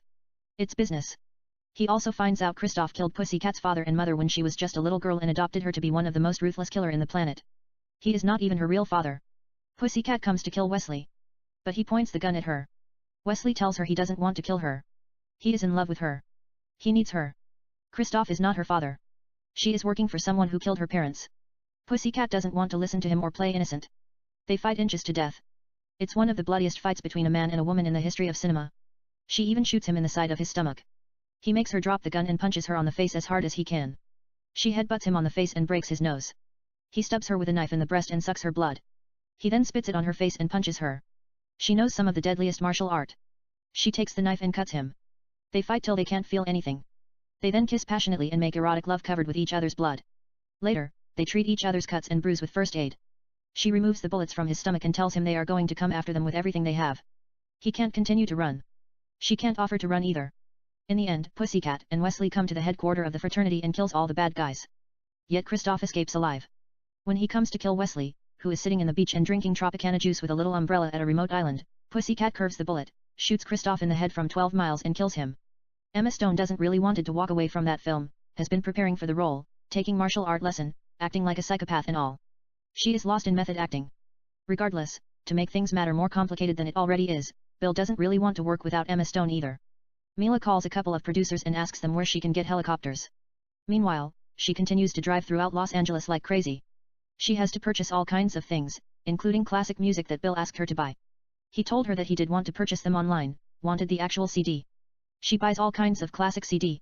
Basically, she encounters a couple of interesting characters, including a rock musician named Mark. Earlier, Mila had to go to a court to take care of few traffic tickets for speeding. Judge had already told her she had to appear in person. It's not just one ticket. She has 4, including reckless driving. She got into the elevator and pressed 9th floor. When the doors were about to close, Mark held it with his foot and entered the elevator. Mila is attracted to him. But her mind were running a million places. She ignored everything. Later, in a strange coincidence, Mila hits him with her car and breaks his guitar. She drives him to a hospital but Mark tells Mila midway that he is fine and not to worry about it. Instead, he asks her if she wants to have coffee or sushi. She hasn't eaten anything, agrees to have sushi as if he read her mind. They sit at a Japanese restaurant and have sushi. He asks her why she is running like Roadrunner. Mila tells him she is a producer, has already passed due date. It's hell. She has to do everything by herself. Mark tells her she should take it easy. She might kill someone and spend the rest of her life behind bars. He is joking. She asks him if he's a musician. He says, something like that. He is actually performing live at X Bar tonight, asks her to come and check it out. Mila promises Mark she will come and see him, gives him $1,000 for breaking his guitar, check. He refuses to accept it, says they wouldn't have sat and talked if it weren't for the accident. Mark thinks she is hypnotic. He tells her she is the most beautiful girl he has ever seen in the city of Los Angeles. She should be a star herself instead of producing films. Mila thanks him for the compliment, but has to go. She leaves the restaurant, runs here and there like a mad woman, buys all kinds of things. Mila also has a date with a man named Zach. But she has totally forgotten about him, arrives at the restaurant late. Zach is already gone. Instead she comes to X Bar and watches Mark performing. He sounds like Sting, sings a couple of beautiful songs including U2's With or Without You and One Republic's Counting Stars. At the end of the performance, he sings Every Breath You Take without taking his eyes off her. Mila falls madly in love with him. Later, she sees him with a woman named Amanda. She is disappointed and comes home dead tired. She removes her clothes and takes a bath. She falls asleep. In the morning, she wakes up with Wham's Wake Me Up Before You Go Go or Whitney Houston's How Will I Know. It depends on the flaw of the movie. Regardless, Mila doesn't know what is going on. Is she reliving the same day? The day plays out exactly as it did previously. She is in time loop. At first, she is confused. When it happens again and again, she decides to take advantage of the situation. She seduces Mark. They kiss in the elevator, but she senses he is lost in thought. She doesn't feel the chemistry yet. Maybe she has to hit him with her car. That's just a thought. Perhaps he has a lot of things in his mind. Later, Mila finds out why Mark is in the courtroom. He is charged for possession of marijuana. He said it was for medical use. But the judge finds him guilty due to past cocaine incident. Previously, his friend Eric gave him cocaine, told him to try just a little bit to overcome his fear of stage. He didn't feel like touching it. Instead he put it in his compact gloves. Later, the cops pulled him over, searched his car and found the cocaine. The judge placed Mark in probation, never to touch any kind of drug. If he did, he would go to prison. This is his second offense. The cops searched his car and found a bag of weed. He decides to fight the case regardless. The judge sets a date for jury trial. His defense is the weed was supposed to be used for medical. He sticks with it. Under federal law, possession by itself is a misdemeanor punishable by up to 1 year in prison and up to $1,000 fine for first offense. When possession is tied with sale or other criminal enterprises, federal penalties are much harsher and categorized as felonies. Yet, Mila reviews his case and defends him accordingly. She tells the judge cops had no right to search his car in the first place. It's illegal. The judge agrees and drops the case. She also learns how to fly helicopter and flies Emma to Groundhog Day 2 set. Meanwhile, Mila gets drunk, drives recklessly, and gets thrown in jail like Bill Murray in Groundhog Day. However, her attempts to get closer to Mark keeps falling short. Eventually, Mila becomes pissed off and tries to end the time loop. She tells Bill Murray fuck you. They will shoot the movie without him. She doesn't care anymore. They will just replace him with Michael Keaton or Aaron Eckhart. He tells her that he prefers Keaton. He will walk in the city of Los Angeles with a diaper. In the other hand, Harvey Dent makes a fine Phil Connors if he plans to run for the mayor of Punxsutawney but not to give him a lot coins. He will decide her fate with a flip of coin. Bill is just making fun of her. Later, she hits a cop that's writing her a ticket in purpose. She does a reverse, crashes it against the cop's car and drives away. The entire LAPD cops chase her in the street of Los Angeles while millions watch live. She also crashes the helicopter into a building with Emma Stone after they got into argument over Ashton Kutcher.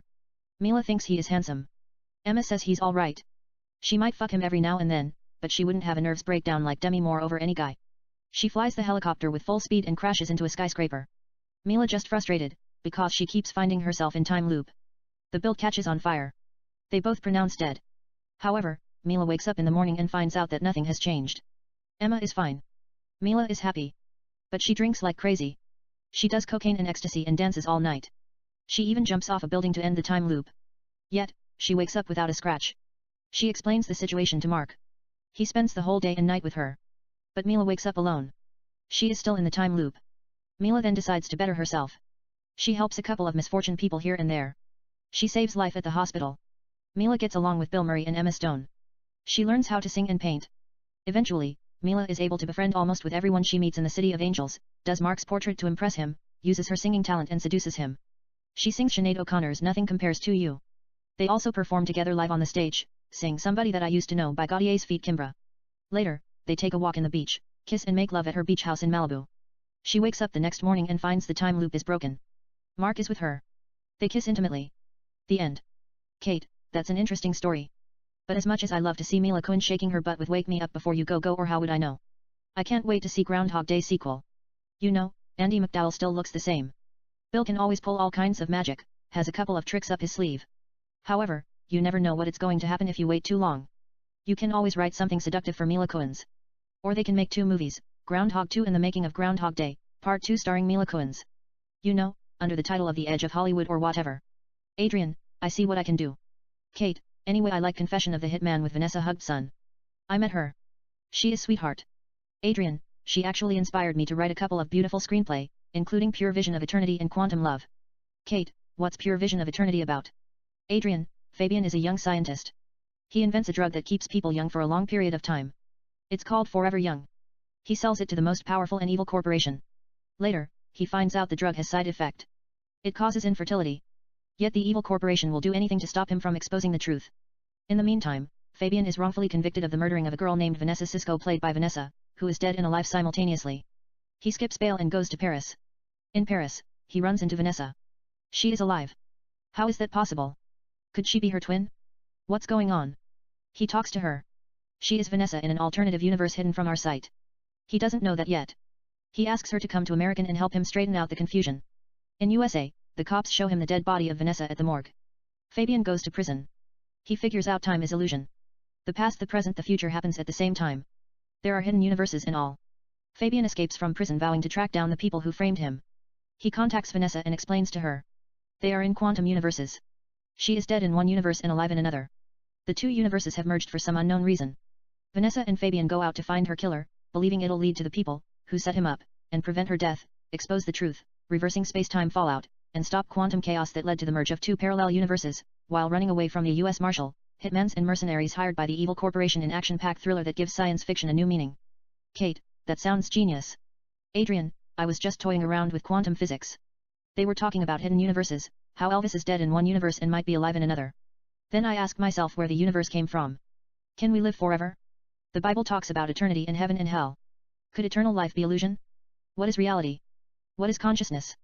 Regardless, assume quantum physics is true. The past, the present and the future exist simultaneously. You can go to the past and visit yourself as a kid. There is no harm in that. But nobody wants to go to the future and see their old self. It's like Back to the Future. Marty McFly travels back in time and meets his parents when they were young. His mother has crashed on him and all. It's classic. In part 2, he travels to the future and meets his old self. It's not that cute. So I ended up creating a pill that keeps people young as long as possible.